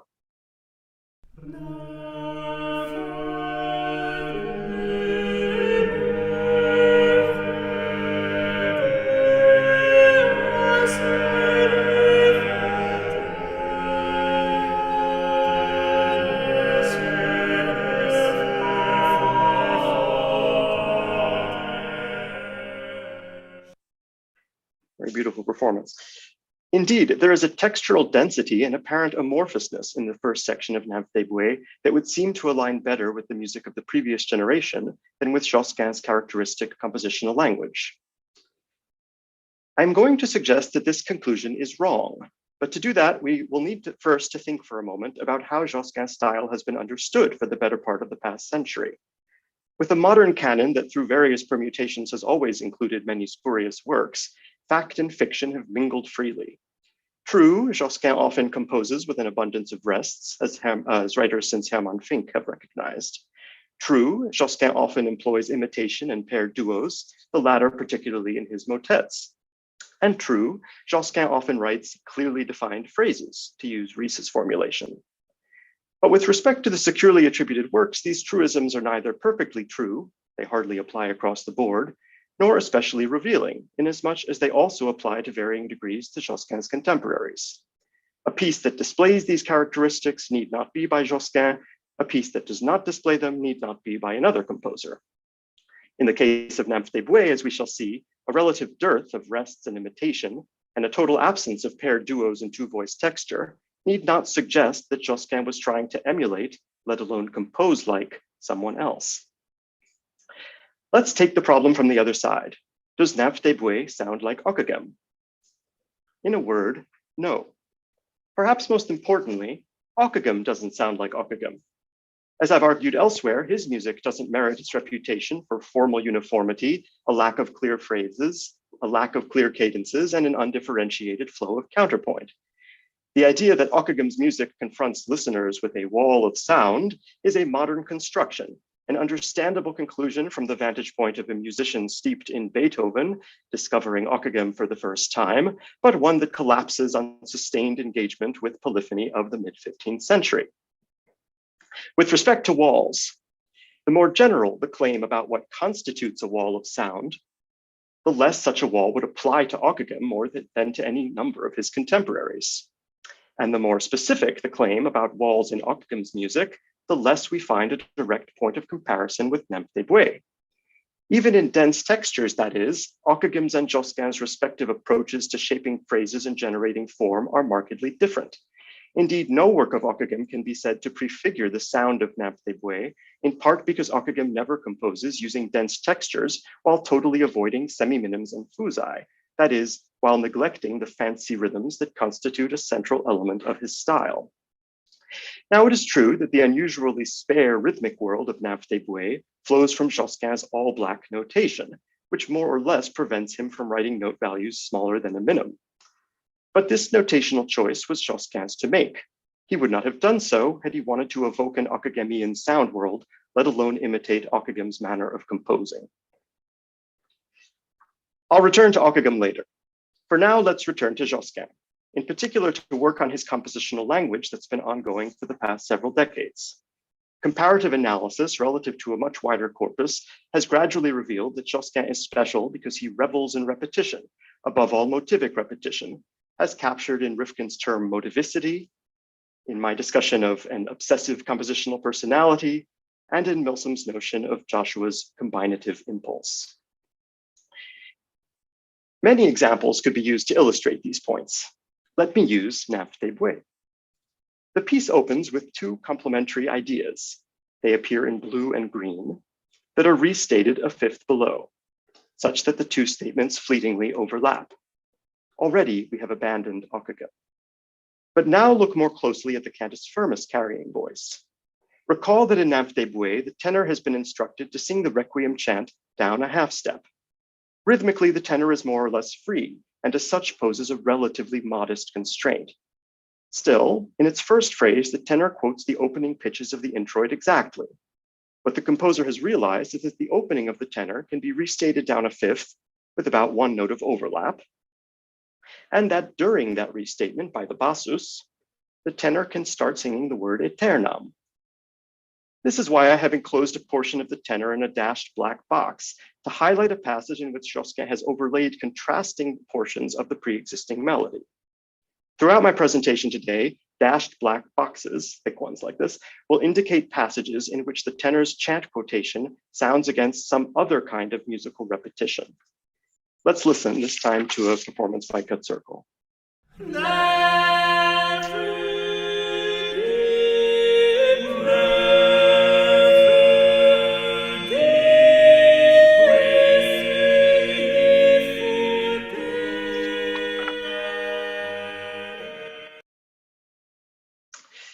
Notice how the superius, the most prominent voice, lies outside of this structure, and yet manages to cover the seam of the motivic repetition by ascending continuously up through measure 6.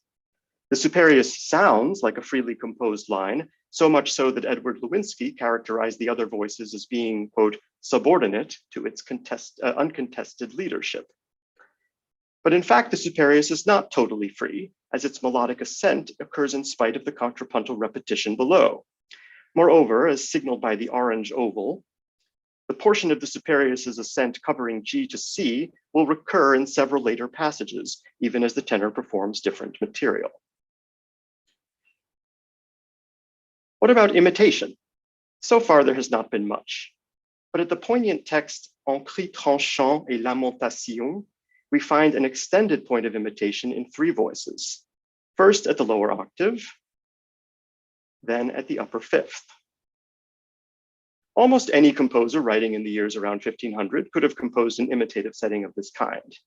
Not every composer would have thought to do so, let alone managed to do so, against a moving cantus firmus. And indeed, there again in a dashed black box is the tenor. Did Josquin have control over the duration of the tenor's pitches? Yes, Is it nonetheless extraordinary that he executed an extended imitative phrase against the chant material? I leave you to judge.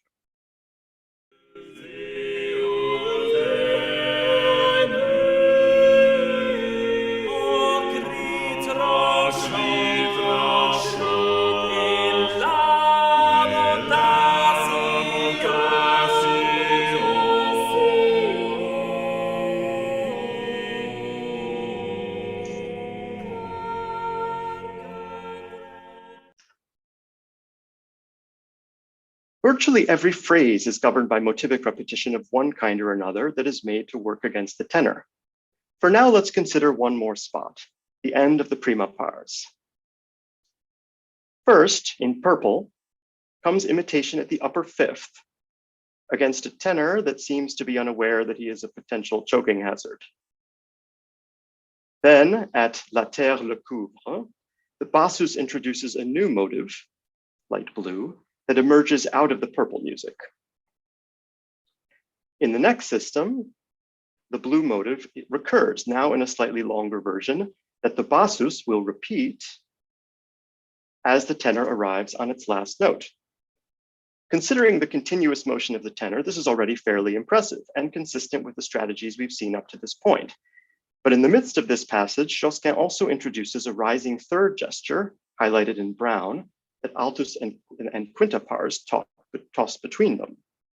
And just as this motivic play is dying out, the quinta pars begins enriching the bassus with parallel motion at the upper 10th, highlighted in pink, in a way that recalls a motive we have heard before, très terrible s'attrape and attraper on s'attrape. How poignant that as the earth covers Ockeghem, la terre le couvre, he is once more trapped in Atropos' trap. And how stylish that Josquin recapitulates the trappe idea as an amplification of a new, shorter motive that has already been heard twice in this concluding passage. Here, I would argue, is another instance of what Joshua has just termed Josquin's aesthetics of camouflage and misdirection. Let's listen.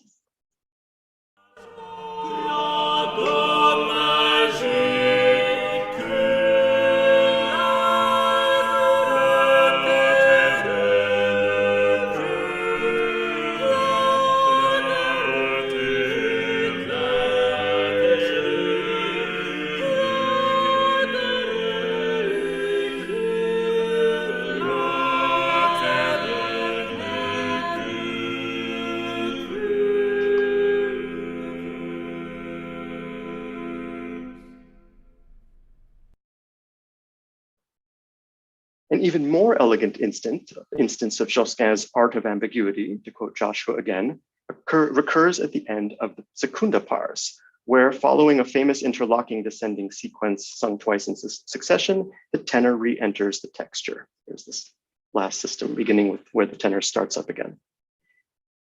In gray, we find a characteristic descending third gesture, presented here in three distinct interlocks, to use Milsom's term.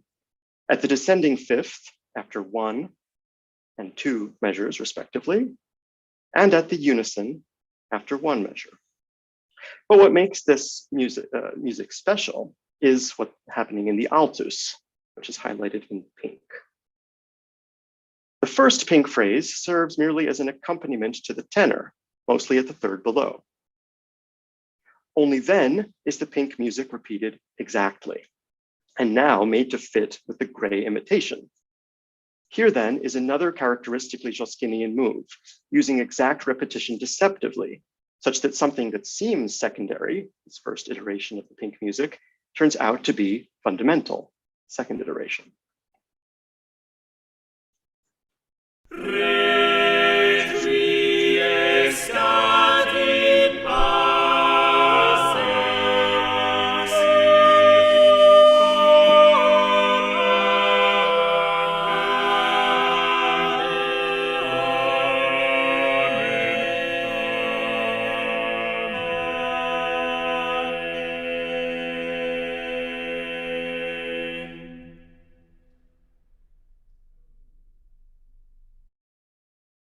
Motivic repetition is lurking in still one further place in Naphtib way. Before considering where, we must recall that each line of the poem begins with a 4-syllable hemistich, as in chantres experts, changez vos voix, en cri tranchant, etc. It is not surprising that Josquin chose to mark off each hemistich from its continuation, but he need not have done so by recycling the rhythm long, short, short, long in every poetic line but the first. And he need not have used a matching melodic pattern, consisting of 3 notes sung to the same pitch followed by a note a step below, in a majority of cases. Some of these statements are imitative, for a total of 10 statements of this declamatory rhythmic plus melodic motive. And there is more. The motive sung for the first time at chantres experts, beginning on a high note, C, and continuing with a falling third gesture. That's the first iteration of that sense, of that gesture. Although we continue to hear the essence of this motive at the start of subsequent lines of text, only at à votre again does Josquin repeat the exact pitch and melodic content of the first iteration, here with the added effect of imitation. Thus, Josquin appears to create an intertextual link between the singer Ockeghem and the expert singers who are called on to mourn his death, because of course, Ockeghem was himself a chantre expert. This musical pun helps reinforce the idea that Ockeghem really meant something to Josquin. So there is, I would say, a contradiction in the material I have presented today. On one hand, everything I have shown you is relatively obvious once you know how to look for it. On the other hand, until very recently, we haven't known how to look for it, or known to look for it. Writing in 2009, David Fallows, echoing Ries, asserted that the piece is, quote, quite unlike what we otherwise know of Josquin. This assertion, it turns out, sorry, David, is quite wrong. But it is wrong in an interesting way, because externally, the piece really is unlike what we know of Josquin, at least most of Josquin. Only one other securely attributed work cultivates textures this dense, the 5-voice Stabat Mater, which incidentally also seems to date from the years around 1500, and which also incorporates a cantus firmus as an anchor. Stabat Mater employs a more varied rhythmic language and makes considerably more of the syllabic declamatory text setting we see mainly at the beginnings of phrases in Nymphe des Bois. But it aligns with our song motet in the astonishingly high percentage of full sonorities, colloquially full triads, for a piece of this period. And when one digs down into the counterpoint, Stabat Mater aligns with Nymphe des Bois in its combinative play against a through composed tenor. There's the tenor in London 1070. In both pieces, Josquin is experimenting with motivic integration in the context of a cantus firmus quotation and in dense 5-voice textures. Let's listen to the end of the prima pars with this in mind.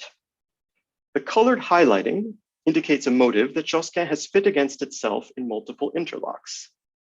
The combinative magic on display here takes further what we find in Nymphe des Bois, because the tenor, drawn from a song by Binchois, is preset in every detail of pitch and rhythm.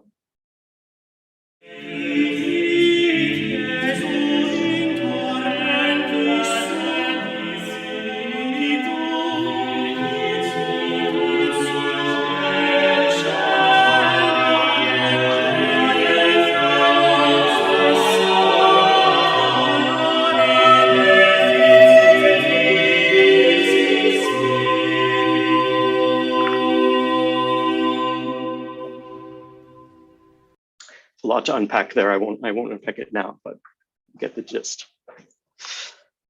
Let's return once more to Ockeghem and to the extent of his presence in Nymphe des Bois. He is there in the text of Molinet's poem, of course. He is also there in the clefless notation, which seems like a nod to Prenez sur moi and perhaps the Missa cuius vis toni. He is at least conceivably there in the canon instructing the tenor to transpose the chant. Although all of Ockeghem's verbal canons are in Latin, not French, one senses an echo of the masses Caput and La Marmée, both of which feature canons calling for transposition of their cantus firmi. And he is there metaphorically in the pervasively colored notation, not only because the notes themselves follow Molinet's command to put on mourning clothes, but also because the speculative quality of the procedure, together with the absence of mensuration signs and clefs, recalls the older composer's notational pyrotechnics in works such as the Missa Prolationum. Taking all of this together, In Nymphes des Bois, we find ourselves in a singular sound world, determined by the pulse of cut-C mensuration, motivically driven counterpoint well outside of Ockegham's wheelhouse, and note values unlike almost any other piece of the 15th century. The connections we find with Ockegham's music are real, but conceptual. They arguably do not affect how the piece sounds. Josquin has found notational and procedural ways of paying homage, but these bear hardly at all on his moment-to-moment musical language. The passage that sounds the most Josquin-like in Nymphes des Bois, the place in the secunda pars where, setting his own name to music for the only time in his career, he abandons textural density for the sake of a more characteristically transparent and more audibly repetitive twofold sequential descent, is horribly sad. This is where Josquin and his contemporaries are ordered to put on mourning clothes and weep copiously for their kindly father. It is the passage that, as with the concluding sections of Ave Verum Corpus and Inviolata, begins with a text-driven punch that tends to strike modern listeners hardest.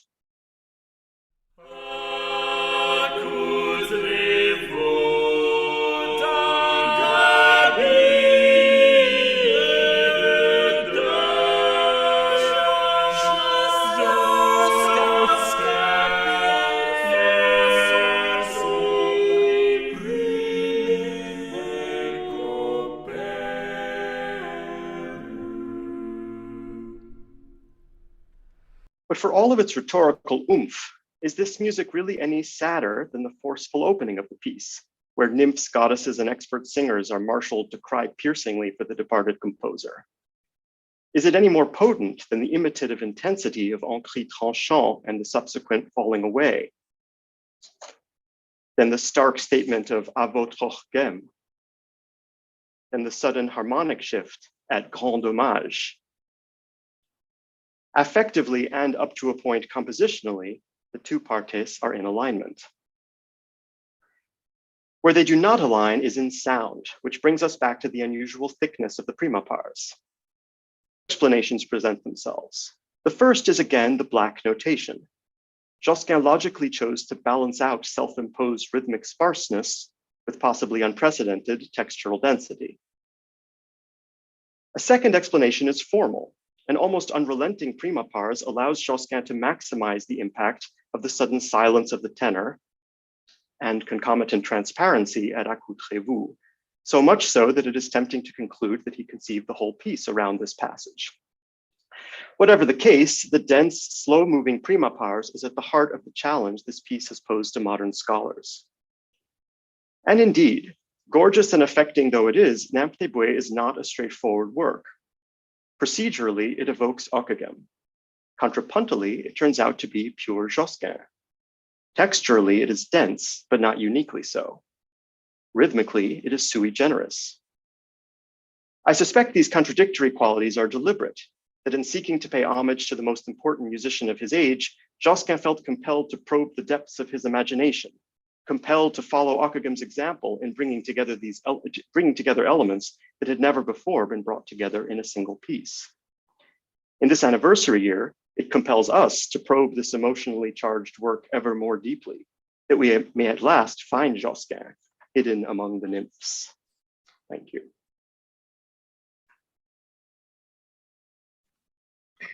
Thank you very much, Jesse. Thank you. I think there will be surely question. John, and then Antonio. Jesse, thank you. It's wonderful. Everything you say seems to be right, but I'm surprised that you didn't talk about one subject, which is Patrick Macy's decision in the new Josquin edition to bar the work in 3 rather than 2. A deeply controversial point which I think does need to be addressed. Now, if I just say immediately, I don't think I agree with him and I don't disagree with him. I think, like Pater Noster, like parts of various other works by Josquin, sometimes it's in 3, sometimes it's in 2. And I wonder whether this is actually the deliberate intention of the work. Now, excuse me if somebody else has already said this in print. Maybe Patrick says it in the new Josquin edition commentary, but I'm just going to try a risk of it here. Perhaps the work is, you touched on this yourself, to some extent a homage to Josquin because the notation is ambiguous. By putting it in black notation all the way through, it means that if you were to imagine that it was in triple time, the simulus anti-simulum rule would not apply. You'd have to add a dot to any note you wanted to be sung as 3. Therefore, looking at the music, it's impossible to tell whether it's in 2 or 3. And it seems to me that that could be perceived as being a homage to the works by Ockeghem that you mentioned, Mr. Prolazione and Mr. Kouyisos-Tony, where the conceit is the look of the work. So what I'm sort of suggesting to you is that maybe the look of the work has got an extra dimension to it, which is that it is metrically ambiguous. But I suspect that may be a can of worm for various people in the room. Thank you, John. First of all, I'm delighted to hear you more or less agree with what I've been saying about the piece. This is going to turn into an article, and there's already a long footnote on this subject. To say it simply, I think there is no basis whatsoever for the barring in 3. I would hope that we could put a stop to this. So notationally speaking, it doesn't work at all. Emily Zazuli is on the call, and I will freely admit that she and I have discussed this at some length. She'll do a better job of answering this than I will. But I can say that, the rests, for instance, are 2 + 1 in the Medici Codex, 2 + 1 breve rests.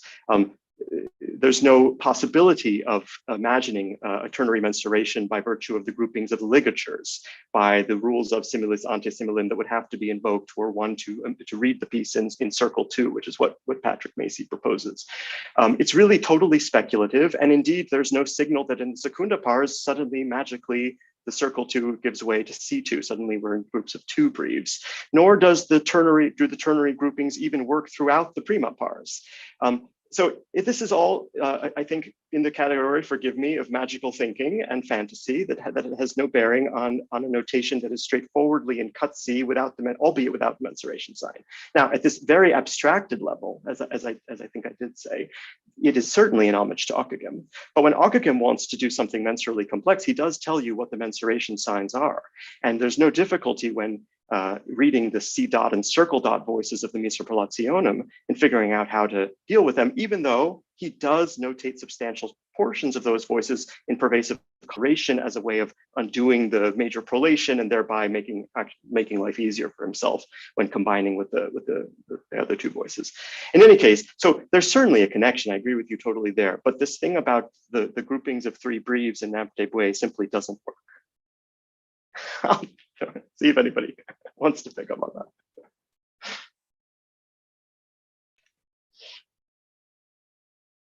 Okay, Antonio. Yes, thanks, Jesse. A wonderful paper, and I cannot resist asking this question. If it will annoy you, forgive me before I say it.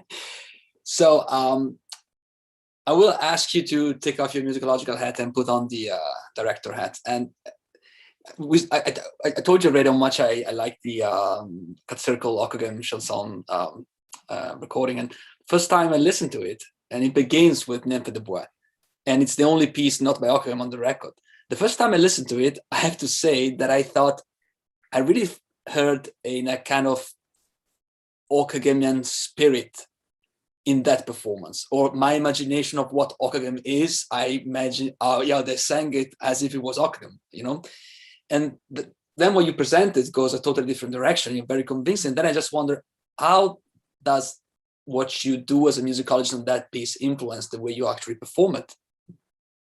Do you know what I mean? Like, what yeah, no, I do. Taking away that imagination of Ockeghem sound, what does you? No, it's a great question. Thank you. And I would answer actually that what we're trying to do there with both Josquin and Ockeghem is in a way unified, even though I'd say the results are very different, which is to move away from a wall of sound approach to the performance of Renaissance music, both by trying to abandon a post-1830s approach to vocal technique, and also by embracing a kind of closeness of miking and so on that's designed to make the individual voices audible.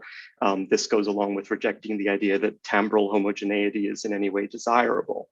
So when one does that, when you think of, for church music, side chapels with tapestries, for songs, various kinds of acoustics, including outdoor performances, when one moves away from the sense that the singers are 100 miles away and that it's sort of a homogeneous mass, then both Josquin's and Ockegam's pieces, I think all of them, become much more tangible at the level of the individual lines and the interaction among the lines. And this is the sense in which, and Joshua and I have been battling about this, so maybe he'll want to say something. This is the sense in which I don't see a wall in Ockeghem, nor do I see it in really any of the music of that period, though there is, to varying degrees, a preference for dense textures. But the question is, what's happening in those dense textures, and are we forced by virtue of this modern performance practice to hear things as a mass, or can we, I think in a way that was closer to what these composers would have done themselves, can we hear more differentiation and more kind of intensity in the lines? And that's that's sort of how we approach both sets of works, even though what they're doing aesthetically and so on is so different. Thanks.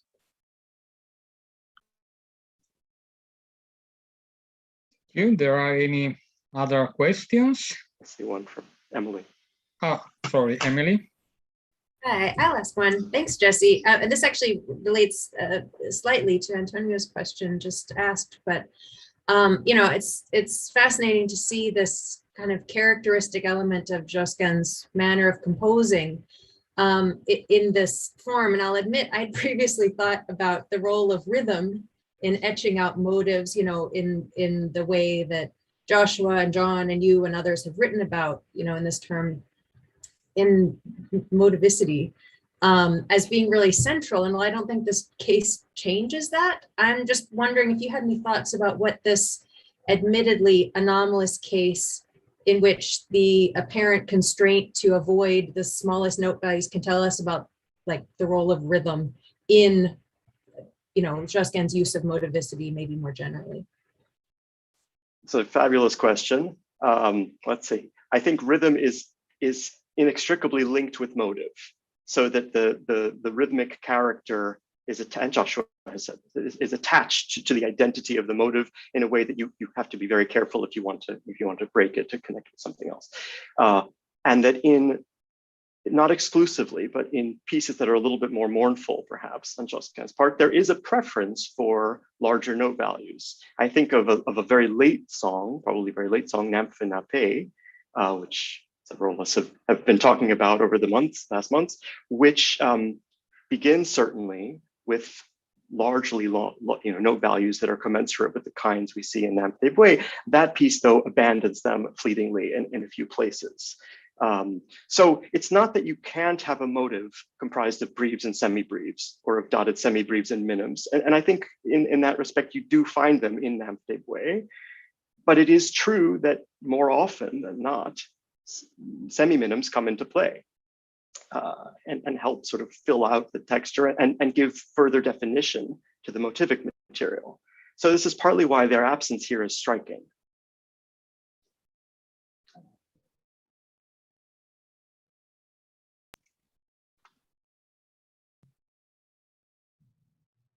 Well, Joshua. Just on semi-minims, etc. There's a lot to talk about here, but on this, the point, though, I think is, and I think we are in agreement on this actually, that motives are generally, particularly in Josquin, rhythmically simple. And they are simple in diastematic terms too, for the reason, this is something I argued a long time ago in my article on Hookbasidereo, because combinative manipulation of these things is not easy if you're writing the sort of typically Ockeghem-like melodic line. And so I would, for example, not associate this not with humanism or anything like that, but simply with the demands of counterpoint as Josquin is facing this, and indeed it becomes, in a sense, a point of virtuosity in subsequent generations to apply this kind of thing to somewhat fancier motives. I think the semi-minims that you have in things that Josquin treats as motives are indeed just little decorative touches, the little interstices between, you turn two breves into a dotted semi-breve with a couple of semi-minims there. So I don't think they alter the picture very significantly. I'd agree with that. I mean, one thing that struck me as you were talking, though, is that right around this time, presumably, he's composing the Missa Gaudeamus, which includes sections, albeit notated under circle, that make that use motivic repetition of gestures that contain fusai, dum ba dum bum bum bum in the end of the credo and the pleni, dum ba ba ba dum bum, that stuff. And so clearly, there's room for that too. But overall, of course, I agree with. Okay, thank you. I think we have had a lot of food for our brain, and maybe we need a few minutes to feel completely their taste. So I will follow Joshua yesterday wise example and call for at least 10 minutes break, and may we meet at 25 minutes past 7 for the last two speakers. Okay, so enjoy a coffee or a drink or something else, and see you in 10 minutes, more or less.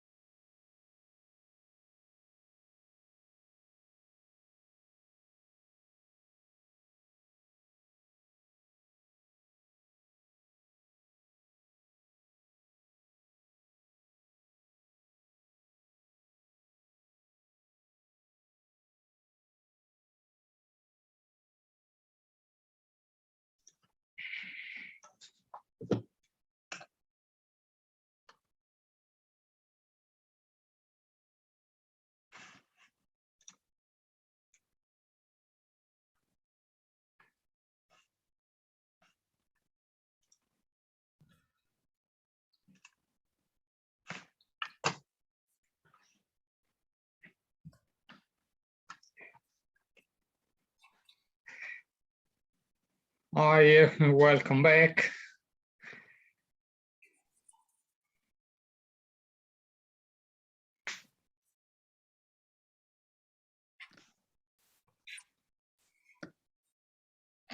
There are only 4.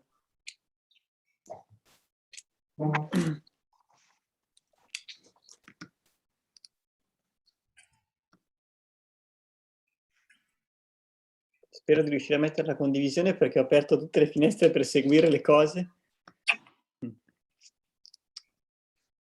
Se avessi problemi, Lo manda. dici? No, non dovrebbero esserci. Dimmi però se non si vede o cose così, perché Sì. devo tenere aperto anche l'altra finestra per YouTube, altrimenti si salta il collegamento. Well, here we are with our fourth speaker of today, Francesco Saggio.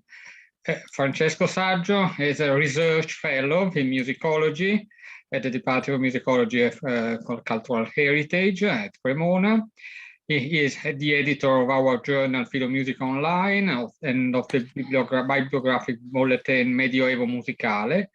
And his research focuses on Italian madrigal in 16th century, mensural notation, textual bibliography applied to musical text, and general musical philology. And he has published a monograph on Philippe Verdelot, Primo Libro de Madrigali, the critical edition of Crescenzo Salzilli, Secondo Libro de Madrigali a 5 voci, and various essays on 16th century music, and forthcoming is his critical edition of Gesualdo's third book of Madrigal as part of the new Gesualdo edition published by Berenreiter. Thank you, Francesco, and go on. Thank you, Daniele. Now I try to share my presentation. Si vede. Good? Sì. Thank you. I just take only 1 minute to thank all the speakers to their attending to this conference. It has been an honor for me organizing this meeting. At Cremona, we have a long tradition in Renaissance music studies, and it was very significant for us celebrating a so notorious composer such as Josquin de Pré. I think that together we have done it in the best possible way. So thank you all very much for your very interesting papers, and we hope to see you soon in presence here in Cremona. The studies of mensural notation can claim more than 1 century of history. Each aspect on large scale or in particular situation seems to be studied thoroughly in the theoretical and musical sources. Nevertheless, when we approach a 5th or 16th century composition written in the so-called white notation, it could happen to feel a sort of screen between us and the text that does not allow us understand some subtle or hidden meanings, although we perceive their existence. This is true, perhaps even more, for Josquin music. His chronological position at the turn of 5th and 16th century and his compositional skills are in many ways the culmination of mensural notation, considering that within a few years, a gradual simplification of the rating caused by spreading of new musical genres intended for a large public joined by the printing will lead to an exclusive use of the binary mensura. Studying the notation in Josquin music means opening a window on the musical writing at the end of the 15th century and at the same time evaluate peculiar customs of Josquin himself. Being the first time that I approach Josquin music, I shall try to do this on tiptoes by proposing some starting hypotheses useful for further studies. General observation. The notation of vocal polyphony acts on 3 separated levels. First, it provides the abstract frame of reference on which the musical work is developed. Second, it encodes the concrete dimension necessary for the performance, a vertical dimension concerning the pitches, a horizontal one concerning the rhythm, and a phonic semantic dimension concerning the sung text. Third, it performs an expressive function, transforming an acoustic concept, the sound, in an artistic one, the music. These three levels match in the practice too. First, choice of the mensura and of the ordo mensuralis. Second, choice of a sound space, Kian system, developing of counterpoint, connection of the verbal text to the melody. Third, elaboration and variation of the two previous levels to load them expressively. In the more important essay on this topic, the study of mensural notation was carried out by means of the comparison with the theoretical sources. Such an approach is legitimate and indispensable. However, it presents some limits now recognized, especially the verbatim inapplicability of some statements, one above all, the strict application of a breve tactus for the composition on tempus diminutum, or the inconsistency of some instance among one theorist and the other, for example, the equal breve or the equal meme. But the musical theory had its own rules, which couldn't be evaded. It should observe a specific line of thought rather than showing an internal or external coherence. To understand the composer's actual use of the notation, and in particular of the mensuration signs, in my view, we need to start from a direct and comparative observation of what we can find in musical sources. A semiotic or semiological approach may bring out both denotative, objective meanings, which can be validated thanks to the contemporary theory, and connotative, subjective or expressive meanings. This second group can be distinctive of a given language, or it can concern expressive issues, which aren't taken into account by the theory because they belong to artistic sphere rather than technical or musical one. I don't refuse the traditional theoretical method, but I think it's only a starting point, no matter how essential. This is the path I propose in this paper, analyzing three specific mensuration signs used in the 13 masses which are deemed to be surely by Josquin, but keeping in mind also the whole musical production of the French composer. First, tempus imperfectum without stroke. This is the mensuration sign less employed in the masses, but more in general in all the Josquin production and probably in all the 15th century music. For example, only 5 Dufay songs have this sign. I refer here only to its use as beginning sign in all the voices, not in simultaneous combination. There are only 3 instances. One, in the Plenis Sunt Celi trio of the Sanctus in the Lombard Me Super Voces Musicale Mess, in which also the Benedictus duets have this sign, but in combination. 2 instances in Malheur Me Bat Mess, in the first Kyrie and in the first section of Sanctus. At first glance, we can observe that in the Super Voces Musicales, the half circle is used only for sections which decrease the texture, 3 or 2 voices, while in the Malheur Me Bat only at the opening of the Kyrie and Sanctus. From a technical point of view, this sign hasn't any problem. It means tempus imperfectum cum correlazione minori, with the semibreve tactus. But from an expressive perspective, we must ask ourselves, why do Josquin use this sign in this particular situation?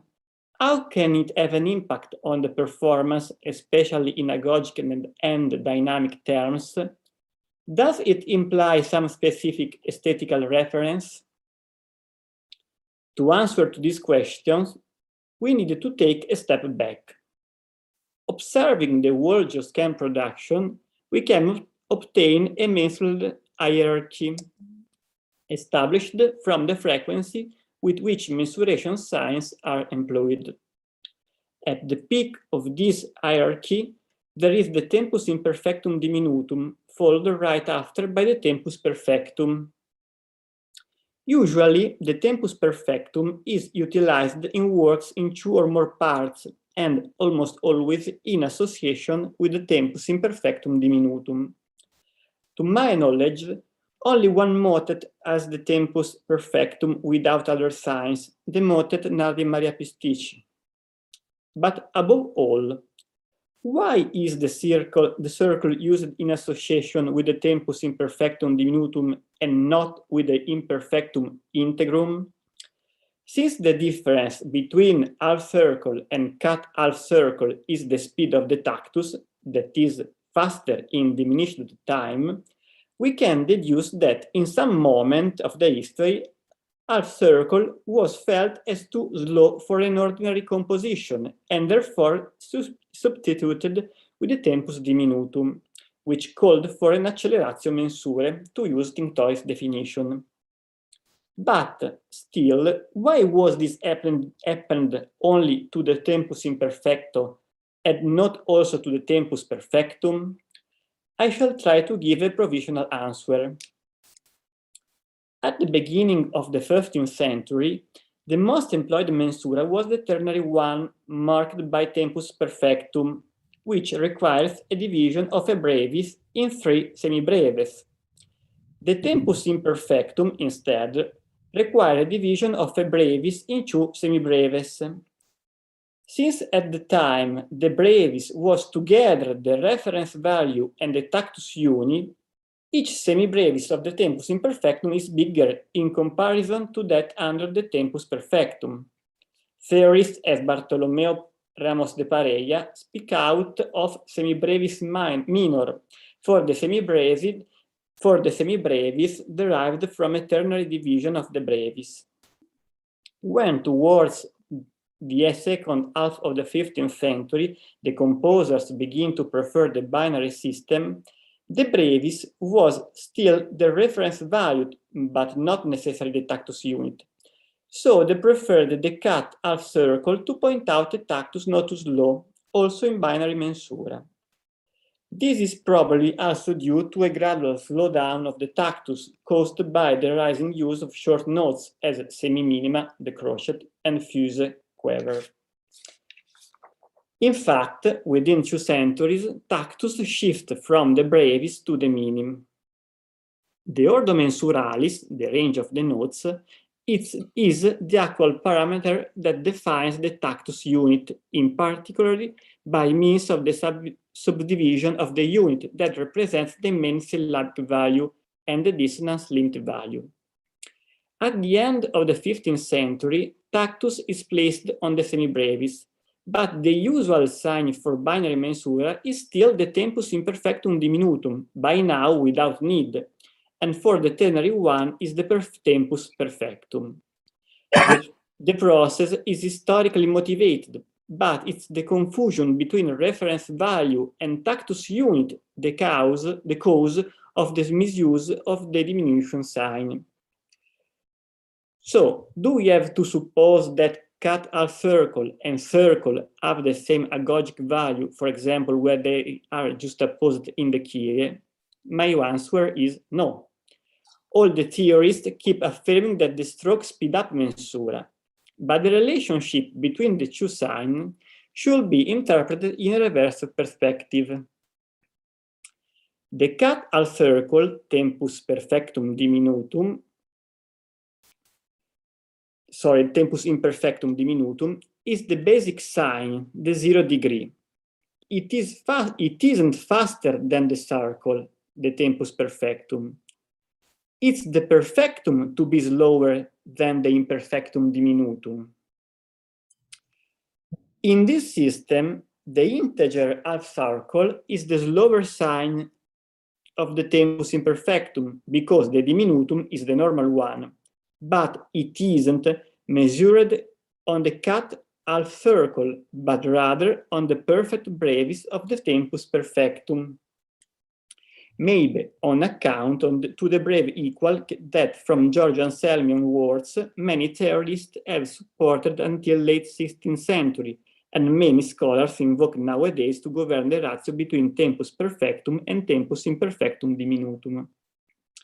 But I don't want to evoke equal among mesuration signs, but rather an expressive one. The integer half circle had to be related to a very slow tactus, close to the minima tactus, even if not mathematically, the twice of the cat sign, suitable only for special serious or even sad circumstances. There is only one Josquin motet under this sign.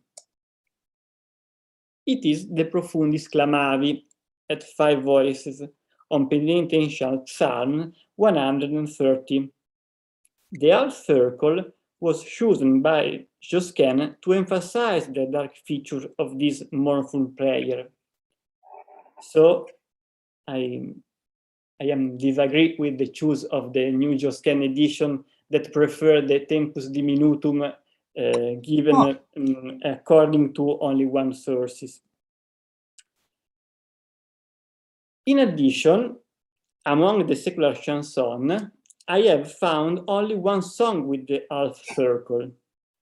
Sorry, with the half circle. The doleful rondeau playing the deuil et de mélancolie.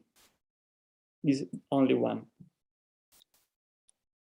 The two slow motion and the serious feature are the reasons why the integer half circle is employed only in very particular situation, as the small trio of the super voces musicale, to obtain a very moderate expressiveness, or in the beginning of the Kyrie and Sanctus in the Missa Malheureux Mebat, to underline the large speed range of this mass. I didn't speak about the use in simultaneous combination, but I think in such situation, besides the proportional effect needed to align and write the voices, it also affects the general motion of the piece, slowing down the tactus demanded from the other voices and calling for a specific articulation in dynamic or phraseological terms. As in the Benedictus of Super Voces Musicales Mass, where half circle of the written voices, bassus primus, curves the cut half circle needed for the canon voices. Each mensuration sign carries with it two types of indications. First, the quality and the tempo of the tactus, one of the most important musical tools for Josquin. Second, the characters of the piece, its expressive connotation. So I have tried to elaborate a possible palette of mensuration signs, the same that Josquin could have had in mind and from which he could get the signs, were organized in circle, half cycle, cut or not, according to their musical and expressive meanings.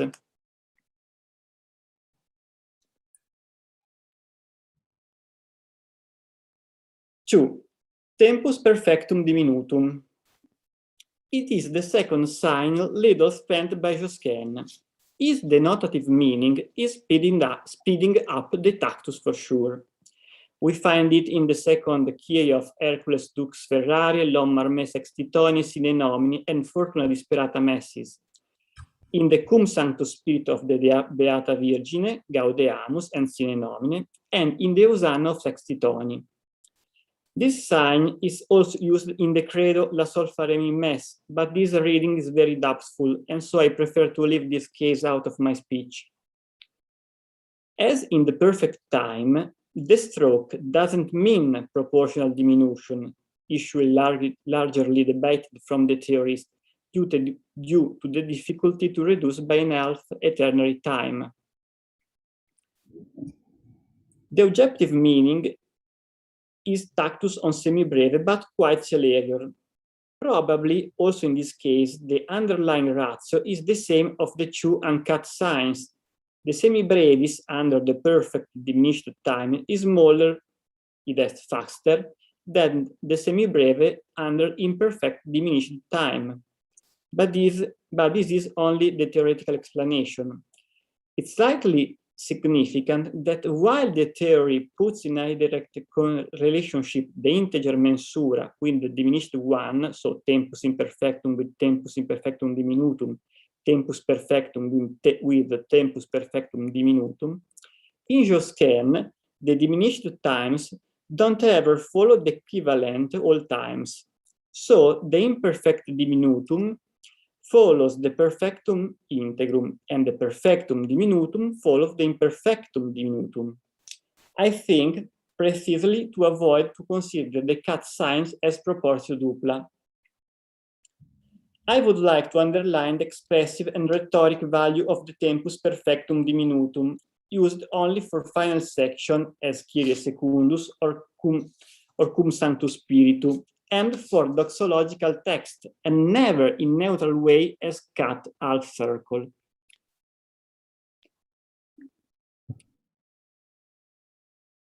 The cut half circle has a rhetoric sense of acclamation and jubilation. Really interesting is the comparison between the cum Sancto Spirito, written in perfectum diminutum, and the quoniam tu solus, in sesquialtera proportion, both from the Missa sine nomine. In the quoniam, the tactus is on the breve and compares three semibreves with two unproportionate ones, the ordo mensuralis ranging from breve to minim, but the principal value are breve and semibreve. In the cum Sancto Spiritu, instead, the cut circle has an ordo mensuralis on the semibrevis, with many crochet. Therefore, it's impossible speeding up by a third, as the breve equals requires.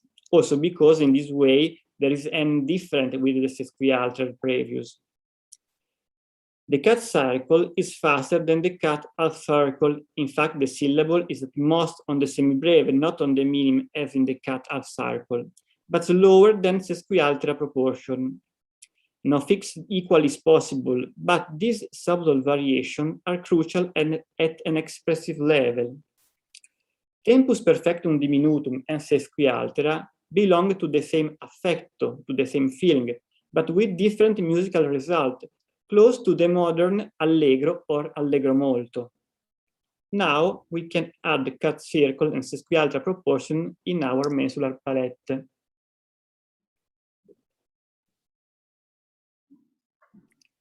Three, modus cum tempore, circle 2. This is the only modus cum tempore employed in Josquin masses. It means modus perfectum and tempus imperfectum, but its actual use is more complex.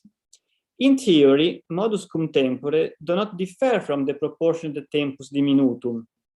This explanation depends on the use in simultaneous combination, where the ratio is certainly 2 to 1. In this way, the modus cum tempore works with an ordo mensuralis on the breves. In Josquin music, instead, modus cum tempore is used with an incoherent notation. As tradition asks, it's found in the third Agnus Dei, but only in two cases, Pange Lingua and Sexti Toni. First, this mensura affects on a structural level. The compositional unit is the ternary longa on which all movement is built. As example, we can see the Agnus Dei of the Pange Lingua Mass. The exordium subject takes exactly the first longa, and it's on this idea that Josquin likely developed a section made up ternary longa. But as I said, in these cases, the notation is incoherent respect to the mensuration signs. In fact, the ordo mensuralis is on the semibrevis, so also the tactus should be placed on the semibrevis, while in theory, the modus cum tempore would require the brevis tactus. How explain this aporia? This sign has an expressive function relied to its position, the last section of the Mass, and to the text sung Dona nobis pacem. I believe on semiological evidence that the modus cum tempore, at least in these cases, should be played as an aggravation of the rhythmical and andragogic motion. its function of final time related to a piece invocation can be expressed with a fast motion, which is meant, as we have seen, for doxological tests. The rhetoric sense of modus contempore is quite an impactfulness. In musical terms, we can understand it observing, for example, the third Agnus Dei of the Sextitoni Mass, where under Circle 2 there are two different canons at the interval of meaning, that is in syncopation respect the semibrevis. The comes start on up B, as you can see in the first and the third voices. The tenor and the bassus, cantus firmus voices, are independent. Such kind of fuga can be surely played with the breve tactus and probably even with the semibreve tactus celerio, while a divided semibreve tactus, slower than the normal, permits to appreciate this elegant construction. This interpretation is confirmed by the use of the same sign in Praeter rerum seriem and Homo quidam feci cenam, Josquin motets, where the modus contempore is used in the prima pars, taking the place normally occupied by the tempus perfectum, followed by the cut half circle in the second pars. The same modus contempore is used also in the Et Resurrexit in the credo of l'Amibo di Mass, probably by Josquin, where the massive use of brevis and semibrevis, but always under a semibrevi tactus, emphasized further the slow motion. Now the mensural palette is completed.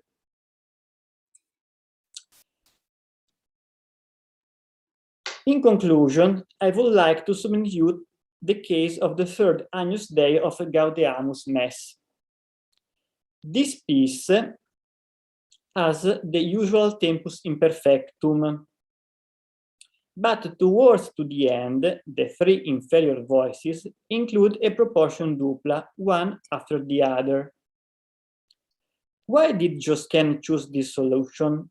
He could have obtained the same results with half value. The reasoning is straightforward. Thus, the cantus firmus is graphically emphasized, and I think this highlighting should be transferred in the performance by means of accent or dynamic variations.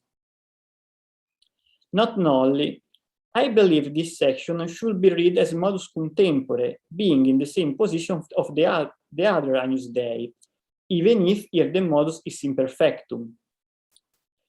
The normal motion of the superiors is increasingly slowed down by the progressive entrance other voices, which, with their big value, recall the expressive meaning of modus contempore. The brevis or semibrevis value play an important part in a semiological reading. In the ternary proportion, they mean speed up as well as rejoicing. But in the binary times, they conversely mean grave, solemn, dark, sorrowful. In fact, some et incarnatus est portion are set in music under half circle, mostly with breves and semibreves. In this example of Mass sine nomine, but if the same for the Pange lingua, for example, the character of the piece isn't expressed by the mensuration sign, but by means the long notes. Coming back to the Gaudeamus Agnus Dei, Josquin couldn't be expressed the same concept in other way, because the other mensuration sign indicating a slower time is the integer half circle, never employed after or before cut half circle, and which would have required the same small values in all voices, deleting every denotative meeting, as you can see in my reconstruction. Such subtle use of mensuration signs and of denotation make also rise the problem of how bring out it in the critical ideation, but this is a topic for another paper or conference. These are the first provisional results of a possible expressive reading of the mensural notation, but I believe much more can be found out analyzing larger portion of repertoire and looking at the other elements besides the mensuration sign, for instance, ligature, color, etc. As I said at the very beginning, this exegetical proposal doesn't reject the traditional theoretical approach, but contextualizes and rewrites it by means of an internal semiological interpretation. I believe this way allows us to understand deeper musical meanings and show us other undiscovered aspects of the Josquin music language. Thank you.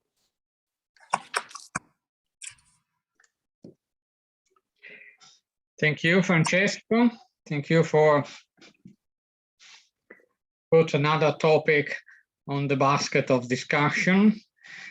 So, space for a question or for remarks, observations. David. Can I just ask about the first Kyrie of the Mas Malema Bar? Yes. Because the song has a cut C signature in all its sources. And just for the first Kyrie and for the bit at the end, it has a C in the Mass. Have you any idea why that should be?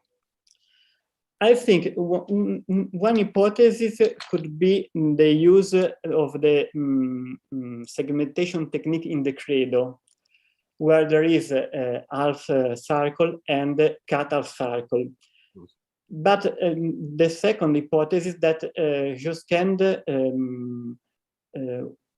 would emphasize the speed range of the Kyrie from a very slow tactus to a normal one, and the same in the sanctus. This is a problematic case, really.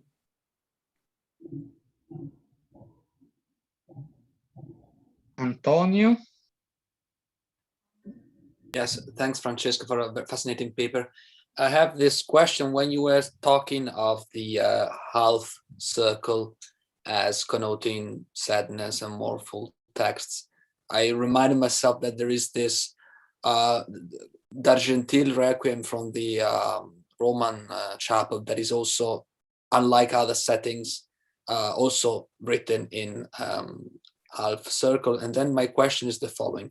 Do you think those mensural signs, that when they are associated to specific texts with an emotional character, do you think they mean something in terms of performance, so it's just sing slower because it's a sad text, or by being there, they create a, I'm just speculating, a relation with notational traditions that might have been perceived as archaic or whatever thing, or maybe old and sacred, or I don't know.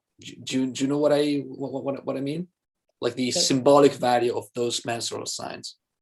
I think that the symbolic values is the most important, but I think there is also a performative value. I don't exclude it. So I think that is for the performers should be very I don't know, I say impressive design. So when they saw the half cycle, they play the songs or the motets with a slower time, but also with a sadness expressiveness.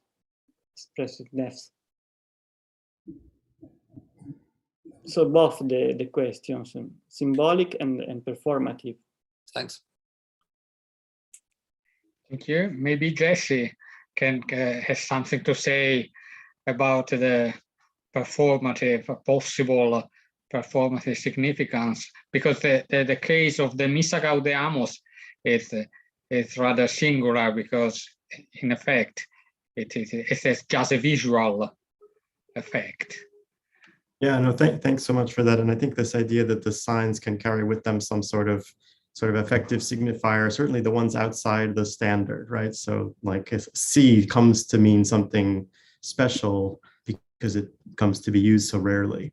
But I was going to ask about Gaudeamus because I agree that it's mostly kind of Augenmusik, like at the end there. It seems, I always thought, to be calling attention to the motto, to the ostinato, by putting it in longer values where we've seen it before. But when you renotated it, you put, I just didn't follow, I think you put it in C. Wouldn't it have just been in cut C like the rest of the section in halved values? Because that's always been my question, is why didn't he just do that? You know, just keep it. I try to rewrite this movement, but I think the proportio dupla is the only tool for highlight the cantus firmus in the last section of the movement. But in the same times, a big value recall a moderate expressiveness or a sad one. So I think could be transferred in the performance with a slower time, a progressive slower time, rallentando to the end. Even though the other voice, even though the superior stays in cut C the whole time? The superior as the cut sign the whole time. Only the three inferior voices have the circle 2. Right. The C2. Yeah. Right. Well, and that idea of treating the cantus firmus in a way that calls attention to its visual appearance is something that's very common in the period. And with Josquin, assuming his hits, goes all the way back to L'Ami Baudichon, where he uses in the Gloria, what does he do? C, and then you repeat it under cut C, and then cut C, and you repeat it under 2. Yes. And so there as well, there's sort of a maintenance of the breves and semi-breves in that case in different mensural contexts. So that's, and this is what Emily writes about, that the transformation is accomplished by means of the mensuration changes. Yes, of course, but my question was something like this. It's clearly that is Augenmusik in this case, but does this make some effect on performers? This was for me, you say? Yeah, yes, this is for you. Well, we just performed this Agnus Dei, so it is on my mind. I think what really makes the effect is the registral contrast that happens, that the altus sings suddenly, I'm not looking at, but all the way up to B flat. It's very, very, very high. And yes, I mean, it's certainly your attention is drawn by the mensuration change, but I don't know that it has to necessarily carry with it any implication for performance that would not happen were it to be in semi-breves and minnows. It does make it stand out though, and reminds you, in case you needed reminding, that it is this motto, this ostinato that we've been hearing for the whole mass on and off. It's an interesting one. Okay, thank you, Jesse. And thank you again, Francesco. And it's time to go to move to our last speaker, Claire. Claire Boculi received her PhD in musicology from Stanford University with a dissertation focusing on the issue of genre in the Renaissance from 2016 to 2020.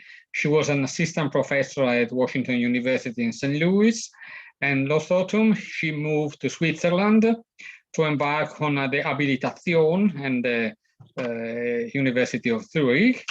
And her variety on Josquin appears in the Journal of Musicology, Early Music History, and the volume Motet Cycle Between Devotional and Liturgy, edited by Agnese Pavanello and Daniele Filippi.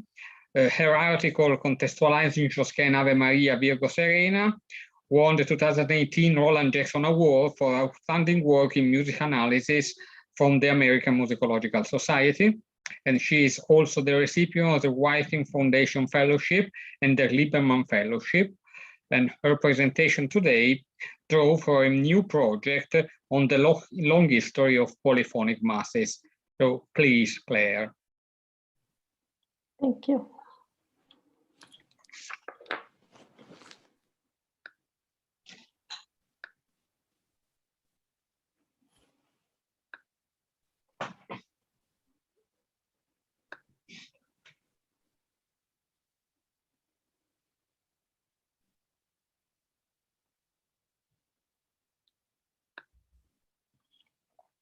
Okay, can you all see my screen? Yes, we can. Following a lengthy four-voice hosanna marked with frequent meter changes and a rich full-voice texture, the Benedictus of Josquin's Misamol Lerme Ba changes gears entirely, presenting a series of three self-contained independent duos. The first is set to the single word Benedictus, the second to Qui Venit, and the last to In Nomine Domini. The top voice of each duo presents the opening 10 measures of the Mass's antecedent song, Malherme Ba, at 3 different pitch levels, while the lower voice presents new material in each duo. Let's listen to these sections sung by the Clarks. Sorry.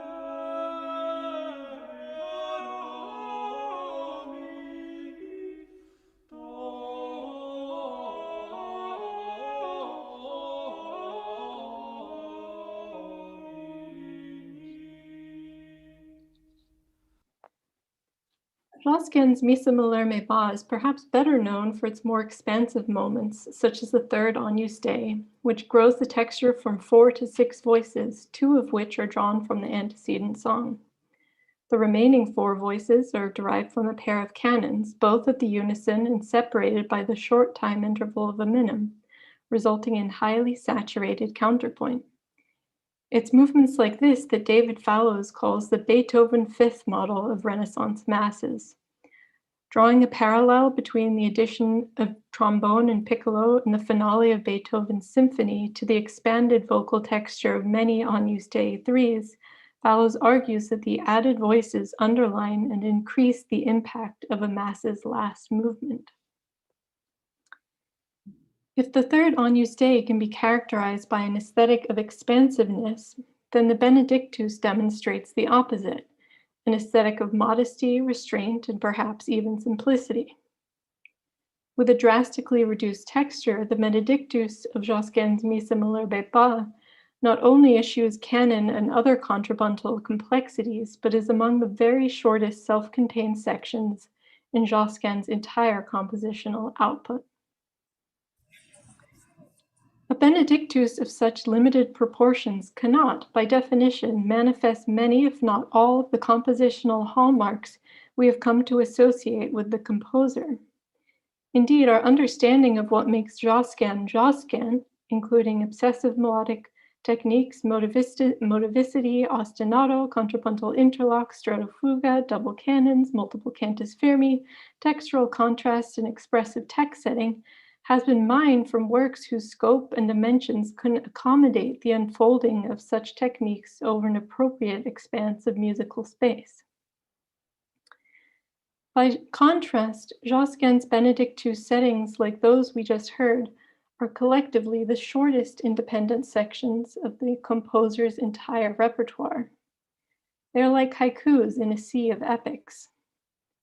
Nevertheless, they're equally worthy of our attention, not only because they can provide unparalleled insight into Josquin's compositional priorities across such small spaces, but also because, as I will demonstrate momentarily, the composer's approach to the Benedictus is unique among his contemporaries. That we have not yet fully appreciated the uniqueness of Josquin's Benedictus settings is not entirely surprising, as reduced texture sections of the Mass more generally have not exactly been a hot topic in the literature. In his treatise from 1613, Pietro Cerone wrote that the composer is at liberty to write the Christe, Crucifixus, Pleni, Benedictus, and the second Agnus for fewer voices than are used in the work as a whole. In other words, if the Mass is for 5 voices, the aforesaid sections may be written for 3 or even 2, end quote.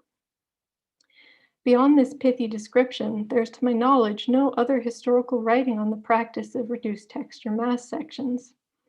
Nor is there much in the way of contemporary writing on the topic either. In New Grove, reduced texture sections are mentioned only briefly, where they're described rather puzzlingly as interludes, a designation that seems to suggest they're distinct from the main act. But reduced texture sections are by no means incidental, for not only is each section of the Mass text integral to the liturgy, but the Benedictus, whether set for reduced textures or not, often accompanies the elevation of the host, which can hardly be construed as an interlude.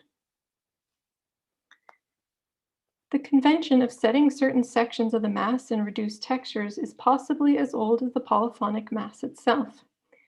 And yet, as we will see, it also changed subtly but nonetheless significantly over time. The earliest 3-voice English Masses present a consistent picture of reduced texture sections, with the Pleni, Benedictus, and Agnus too all written for 2 voices.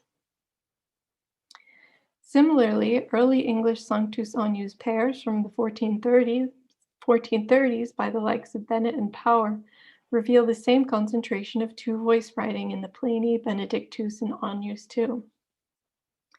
By contrast, the Gloria and Credo, including both independent movements and those in early cycles, do contain reduced texture sections, but they are much more sporadic and far less uniform. There's almost no consistency with respect to which sections of these lengthy movements are isolated in this way. As Andrew Kirkman has argued, Sanctus Agnus pairs may have served as an incubation chamber for musical linking across the 5 movements. Thus, it seems likely that the practice of reducing certain sections began in the Sanctus and Agnus before spreading to other movements of the Mass. As we tread farther into the 15th century, the number of Masses grows exponentially. I've gathered data from over 1,000 Mass cycles from the 15th and 16th centuries, noting, among other things, which portions of the Mass are set in self-contained reduced texture sections. The following heat map reflects these data. Here, individual composers are on the y-axis and sections of the Mass are on the x.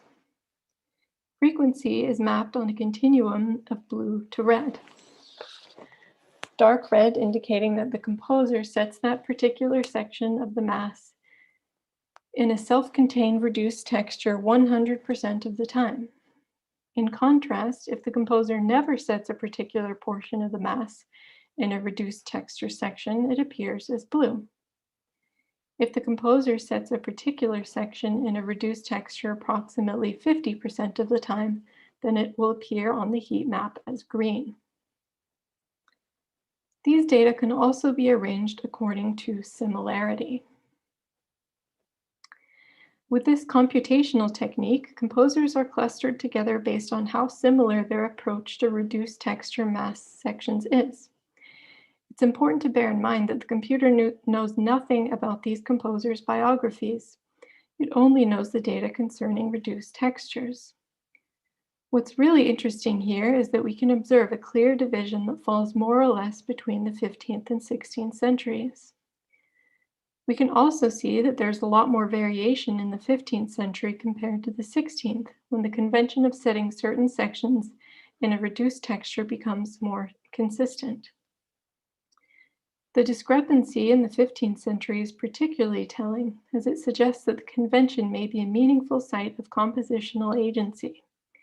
In other words, reduced texture sections may reflect a kind of signature or fingerprint that can help enrich our understanding of individual composers.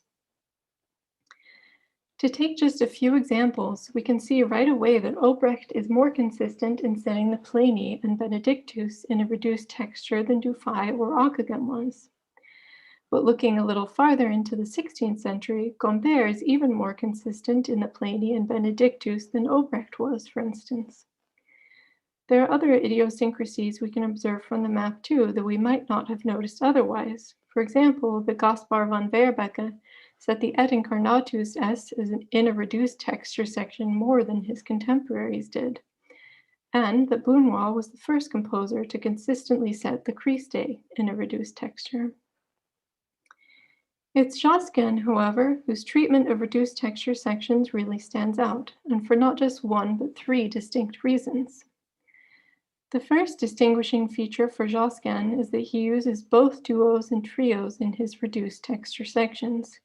For example, a three-voice Pliny followed by a two-voice Benedictus, whereas his contemporaries almost exclusively use trios. Interestingly, this diversity of reduced texture scoring becomes the norm in the 16th century, but it is rare in the 15th.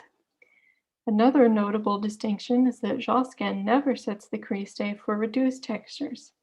Again, this sets him clearly apart from his contemporaries like Obrecht and Isak, who usually do.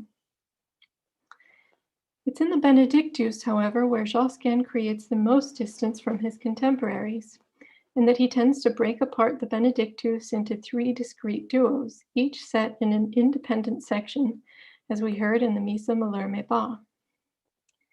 The division of the Benedictus into three discrete sections is particularly fascinating, not least because it means a single word, Benedictus, consisting of just 4 syllables, receives its own discrete section. When we consider the different approaches to text in the Mass, such as the syllabic setting of the lengthy credo text, the self-contained Benedictus is at the complete opposite end of the spectrum, basking in just a single word. Of Josquin's 14 most secure Mass cycles, all but one contain reduced texture sections, usually the Pliny, Benedictus, and/or Agnus too. As you can see here, 11 of the 14 Masses present a reduced texture Benedictus. Of these, 7 break the Benedictus into 3 discrete sections, Benedictus qui venit in nomine. In all 7, Josquin breaks the Benedictus into 3 duos, never trios. So for Josquin, breaking the Benedictus into 3 sections goes hand in hand with two-voice writing. In these two-voice, 3-part Benedictuses, there is some degree of resemblance or linkage between the 3 sections. This resemblance takes different shapes. Sometimes it's literal, as in the Missa Lamarmé Sextitoni, where the two-voice Benedictus is repeated verbatim in the In Nomine. The Qui Venit is exactly the same length, but doesn't appear to have any shared material. Let's listen.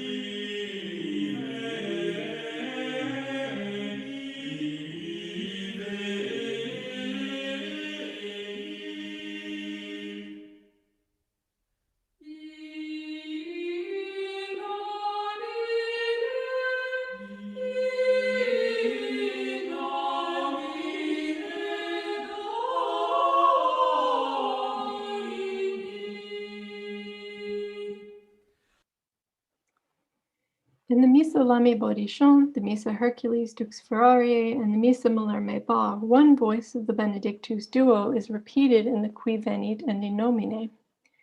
In Lami Bodhichon, the music of the altus stays the same in the Benedictus, Qui Venit, and In Nomine, while the accompanying voice changes from superius to bassus and back to superius. Let's listen.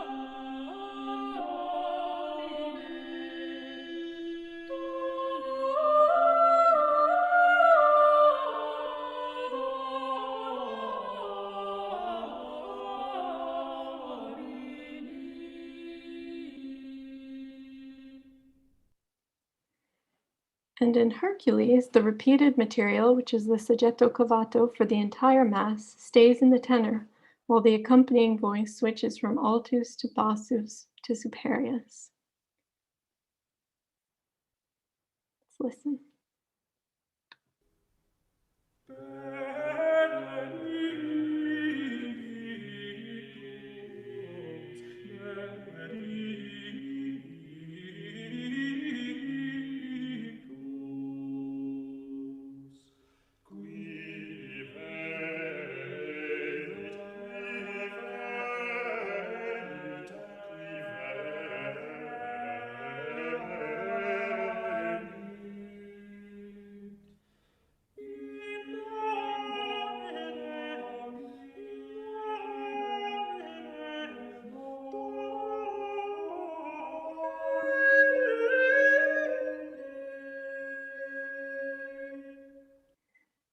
The same is true of the Missa Muller Meba, which we have already heard.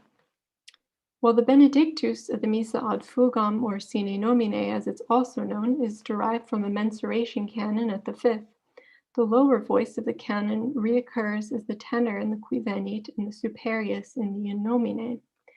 Thus, the cantus firmus repeated across the Qui Venit and In Nomine originates from the single melody used to craft the Benedictus rather than from material outside the Mass.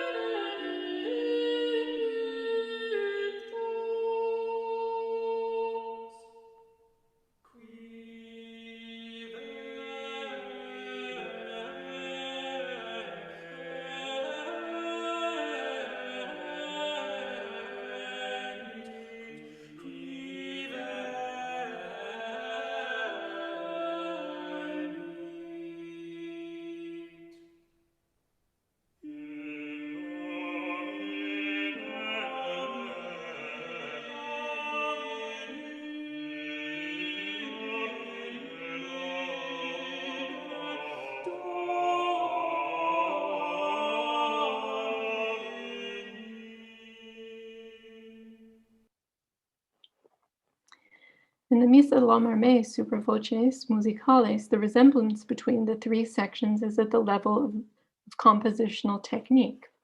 Here, the Benedictus, Qui Venit, and In Nomine each feature a unique mensuration canon at the unison.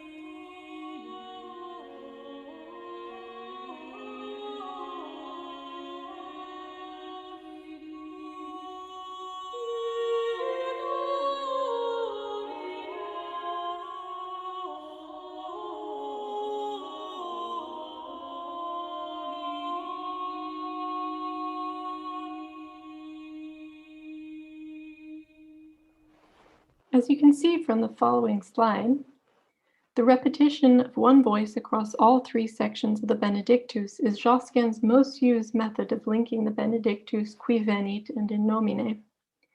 There's only one, the Missa Gaudiamus, in which Josquin freely composes the three subsections of the Benedictus and provides no clear linkage between them. As I'll explain momentarily, the Benedictus of Gaudiamus is unique for other reasons as well.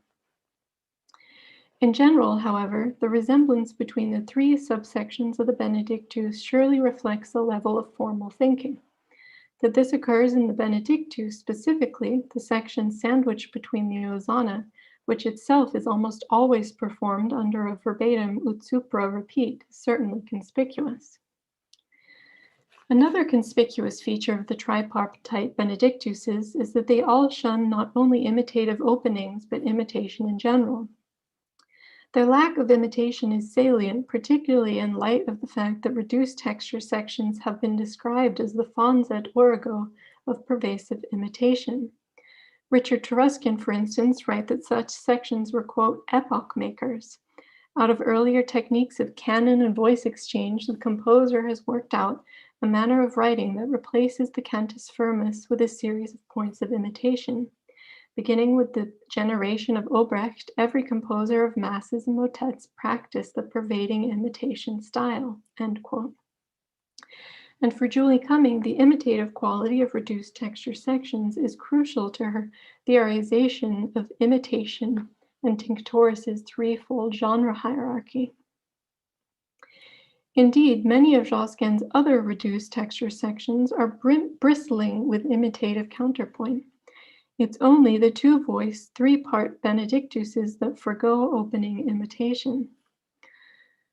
Though there may be different reasons for this, their brief length seems the most likely, as most of the tripartite Benedictuses fall within a span of just 9 to 10 breathes.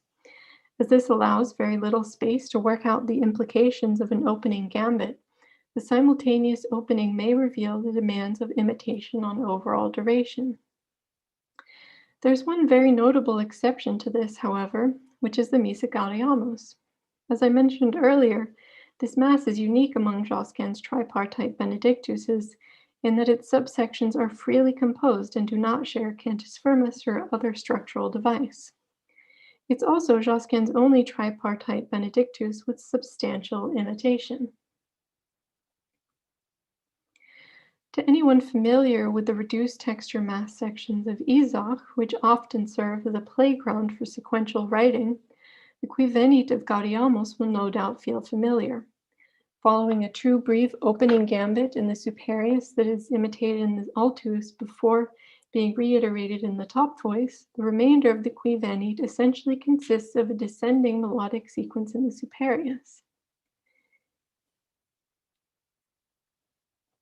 The In Nomine also begins with imitation at the relaxed time interval of 2 breaths, which continues for 9 measures. It also ends with 9 measures of imitation, similarly at the interval of 2 breaths, though this time with considerably more rhythmic and melodic motion. Let's listen now to the Qui Venit and In Nomine.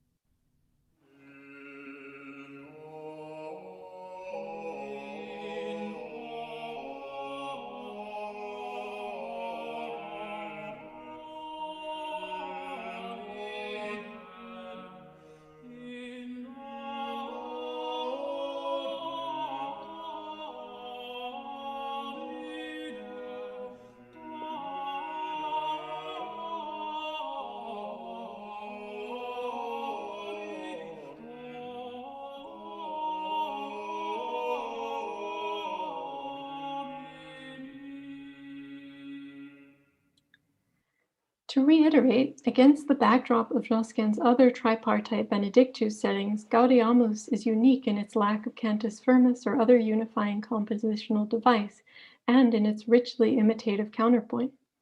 Perhaps not coincidentally, its 3 subsections are also the longest, approximately double the length of Josquin's other Benedictus sections, and even triple the length of the Hercules subsections.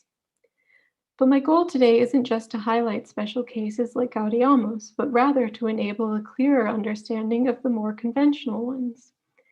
So, what compositional features characterize Josquin's tripartite Benedictus duos? Generally speaking, Josquin's 2-voice, 3-part Benedictuses are marked by rhythmic variety.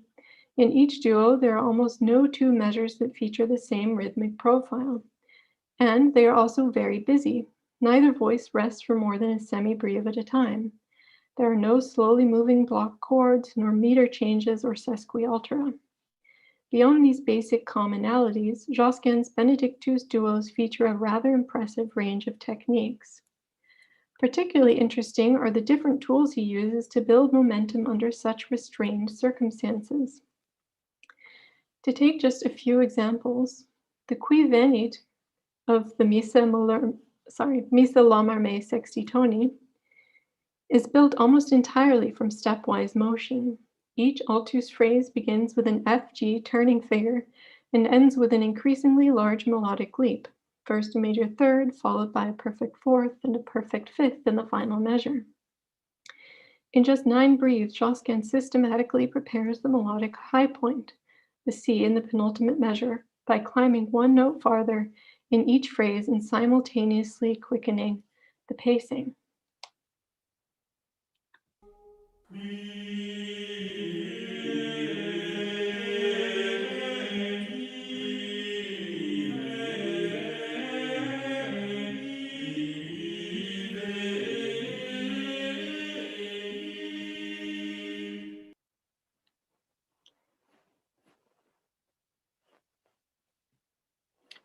In the Qui Venit and In Nomine of the Hercules Mass, similar motives are used against the slowly moving soggetto cavato. In the Qui Venit, the bassus melody, framed by a falling minor third at the beginning and a falling fifth at the end, is repeated against the same AG motion in the tenor, albeit at a quicker pace in the bassus's second iteration. As the soggetto cavato moves from A to C in the next 2 breathes, the bassus phrase remains circumscribed by the same parameters, falling minor third, falling perfect fifth.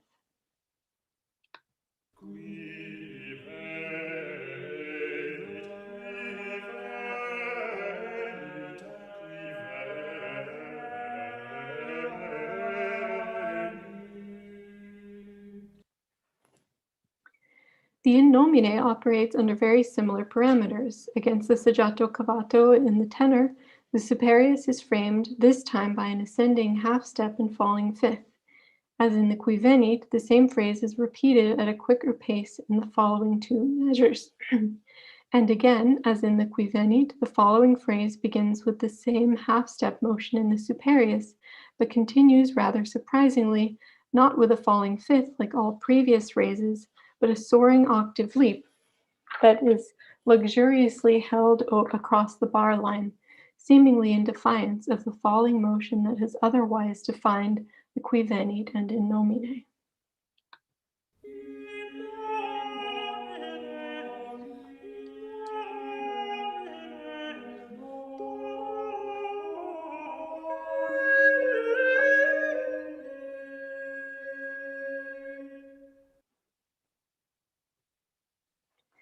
As I mentioned earlier, the Qui Venit and In Nomine of Missa Sine Nomine reuse the material of the altus from the Benedictus mensuration canon.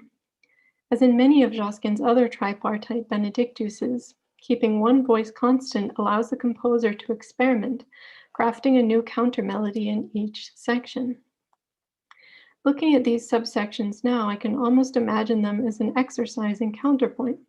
And indeed, the Qui Venit and In Nomine may seem at first like little more than textbook examples of species counterpoint, the way in which the melodic leaps are immediately followed by stepwise motion in the opposite direction, for instance. Let's listen to the Qui Venit.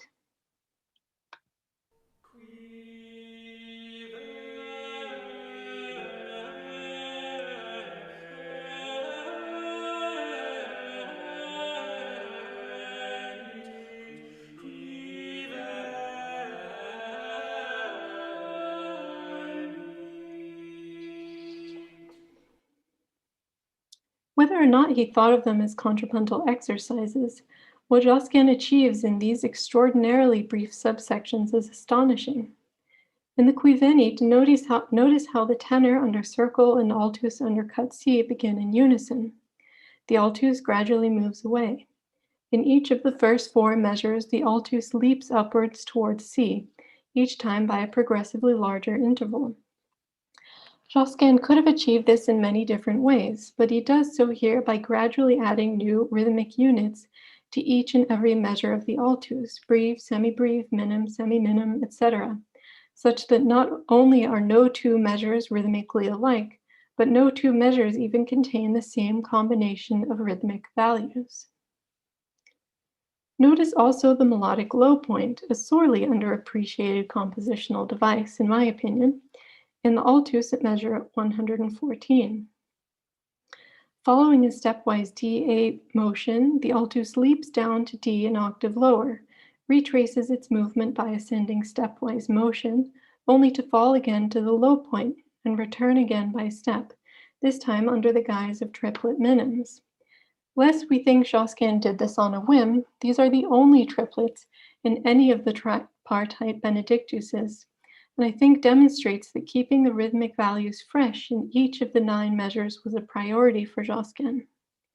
This moment also corresponds with the melodic high point in the tenor, and thus a moment of voice crossing that encompasses both the low point of the altus and the high point of the tenor. The way in which the altus and tenor begin in unison, grow apart, and cross one another can nicely be observed in this ribbon analysis from the Josquin research project. These are but a few of the techniques Josquin uses to shape his two-voice, three-part Benedictuses. The section of the Mass which, in spite of its comparatively minuscule proportions, is every bit as integral to the Mass as it is to our understanding of Josquin's compositional language. But as I hope to have demonstrated today, contextualizing Josquin's two-voice, three-part Benedictuses hinges not only on our ability to situate them with respect to his works at large, but also with respect to the vast corpus of Renaissance Masses. Thank you.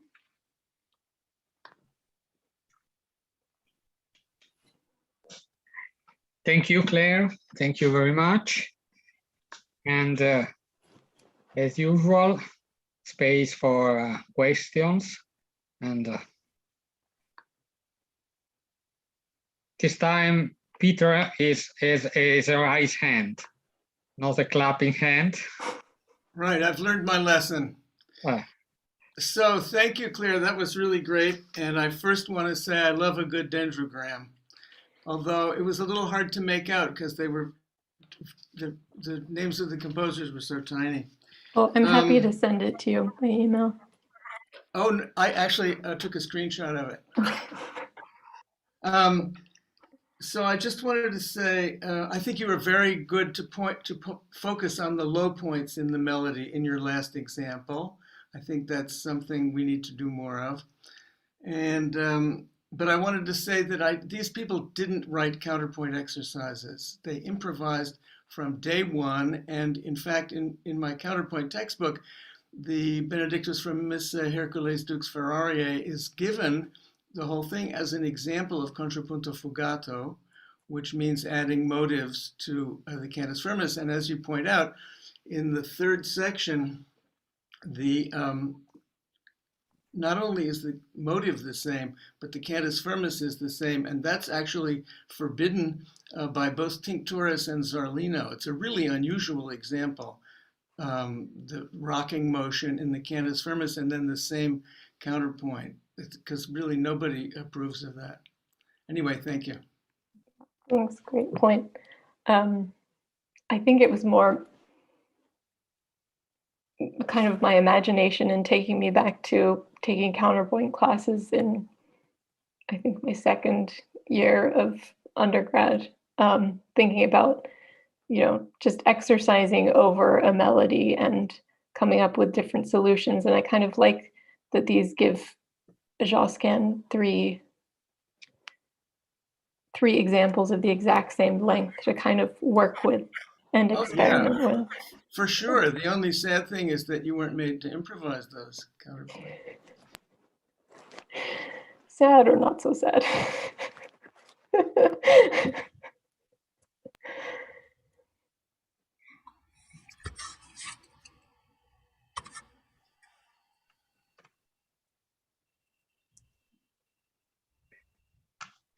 Okay, there is also Jesse. Thanks, Claire. Really great stuff. Terrific and wide-ranging. On that last point, it's just that last duo. It's a nice reminder that interlocks are not always multiple, and that Josquin sometimes likes to repeat it just because he can. Mm-hmm. In the third iteration, he starts to, but then he doesn't mind abandoning ship when the counterpoint makes it impossible. So it's just good to keep that in mind. My question is actually, or my thought really, is just about chronology, which is on the brain very much recently, and in particular the point that and I'm sorry David's not here to react to this. He had to go, but that Josquin seems to have started as Josquin. Joshua is here. In that we already find these two voice Benedictus settings in the earliest piece we would expect, more or less, the Missa Lami Bodichon. And there's also in the Sanctus de Passione, where, I can't remember if you mentioned, but where I think it's the Pleni and the Benedictus are just the same exact music, same duo, which is like sort of seems like an early iteration of the kinds of fancier things he's going to do progressively later on, with Sine Nomine as like the high watermark of that. But if we were to chart that kind of a path, with the simplest being in the Sanctus de Passione, which Joshua has shown really has to be Milanese, well then L'Ami Bodichon, okay, I got it. L'Ami Bodichon seems to fall right there. And indeed, this is increasingly what I've been thinking, that exactly when it dates from, who knows, but that it would seem to be kind of in the same ballpark as this other Milanese music, where he does this relatively fancy thing of having the same melody in all three sections of the Benedictus. The other thing there that's so interesting is that duos are just shot through the mass. There's one in the Quitolis, there's two in the Credo, and then I guess in all four in the Sanctus. So to the extent that writing these duos in the Benedictus in particular is kind of like a new thing, or something that, well, new and old, right? But in the context of four voice music, pretty unusual. He's staking out that terrain right away. Yeah. I have been thinking about chronology too. Just a couple things that come to mind. I mean, of course, I agree that it's interesting that it happens sort of right off the bat.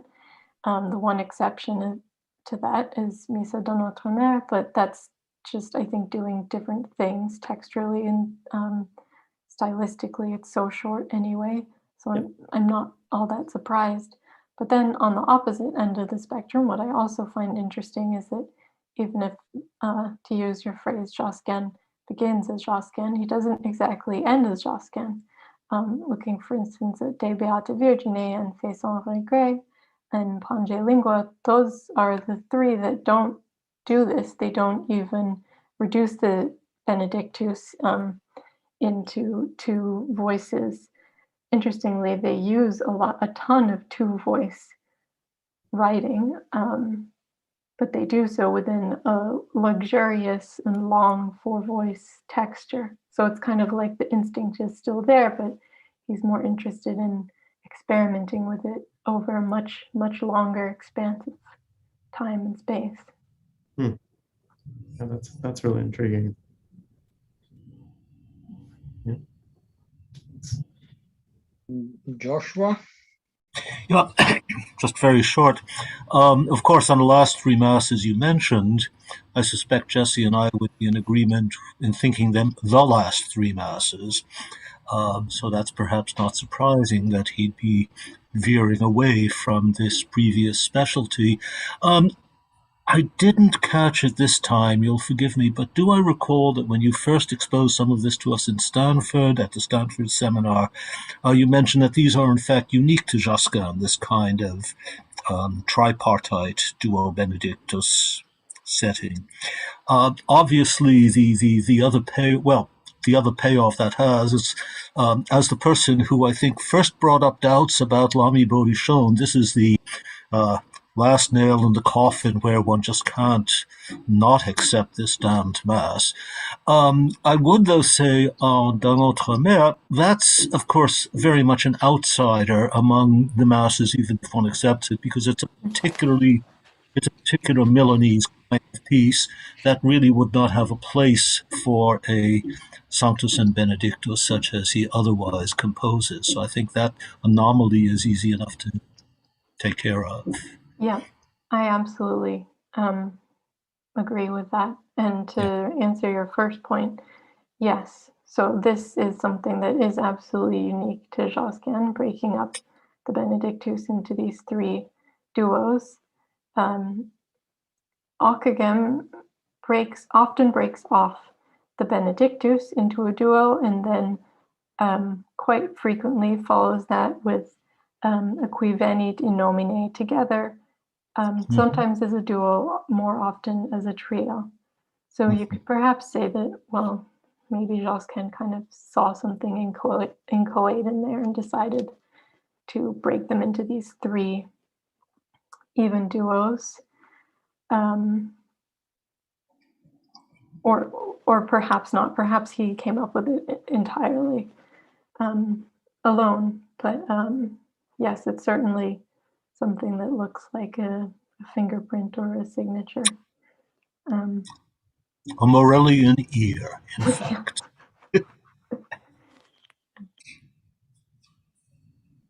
Thank you.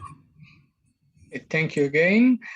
Well, in the timetable conference, now there is written general discussion, perspective on analysis of Josquin music. I don't know if time really allows us to go into such a discussion, or we have still stamina for such a discussion. But of course, I do not want to cut it off before the beginning. So please, if someone has something which it has not been said in the discussions after the paper, or something that would like to say, please feel free to do.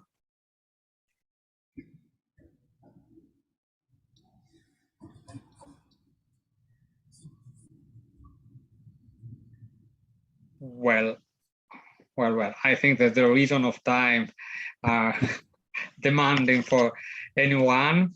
So I really thank you again for being here, for accepting our invitation, for staying here in such an unusual time for a conference, also for US and for Italian standards. And thanks also to all the people who is attending the discussion via the social media, and the colleagues who have taken part into the discussion. I will try to contact you to see if there can be a follow-up for this conference in a written or in a written way or something else. So thank you very much again, and hope to see you later in somewhere this time in person, as not only via this virtual means, which is precious, but is also we had also enough for in these 2 years. Okay, thank you. Please, Joshua. Just one thing. Anne Manuel has put up a note on chat. Would you mind if I read that? Would you read it, please, Anne Manuel?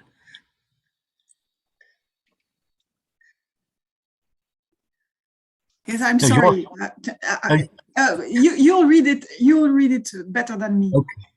I think we should all thank Daniele for taking the initiative of organizing this conference, to which I would add again also Francesco, and to which I responded in capital letters and with exclamation point, absolutely. Thank you so much to both of you for all that you've done. Thank you again, and hope to see you. Wonderful. Soon. Bye. Thanks, everyone. Bye. Thank you.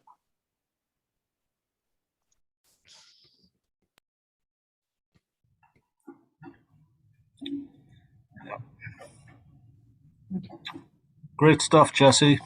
Yeah, you too. It was fascinating paper, Francesco. Yeah. Thank you for attending. Yeah. No, this has really been a very good and productive one, I'll have to say. A very worthy finale to stuff that's been going on this year. Thank you. Definitely. It was pleasing too, the just range of possible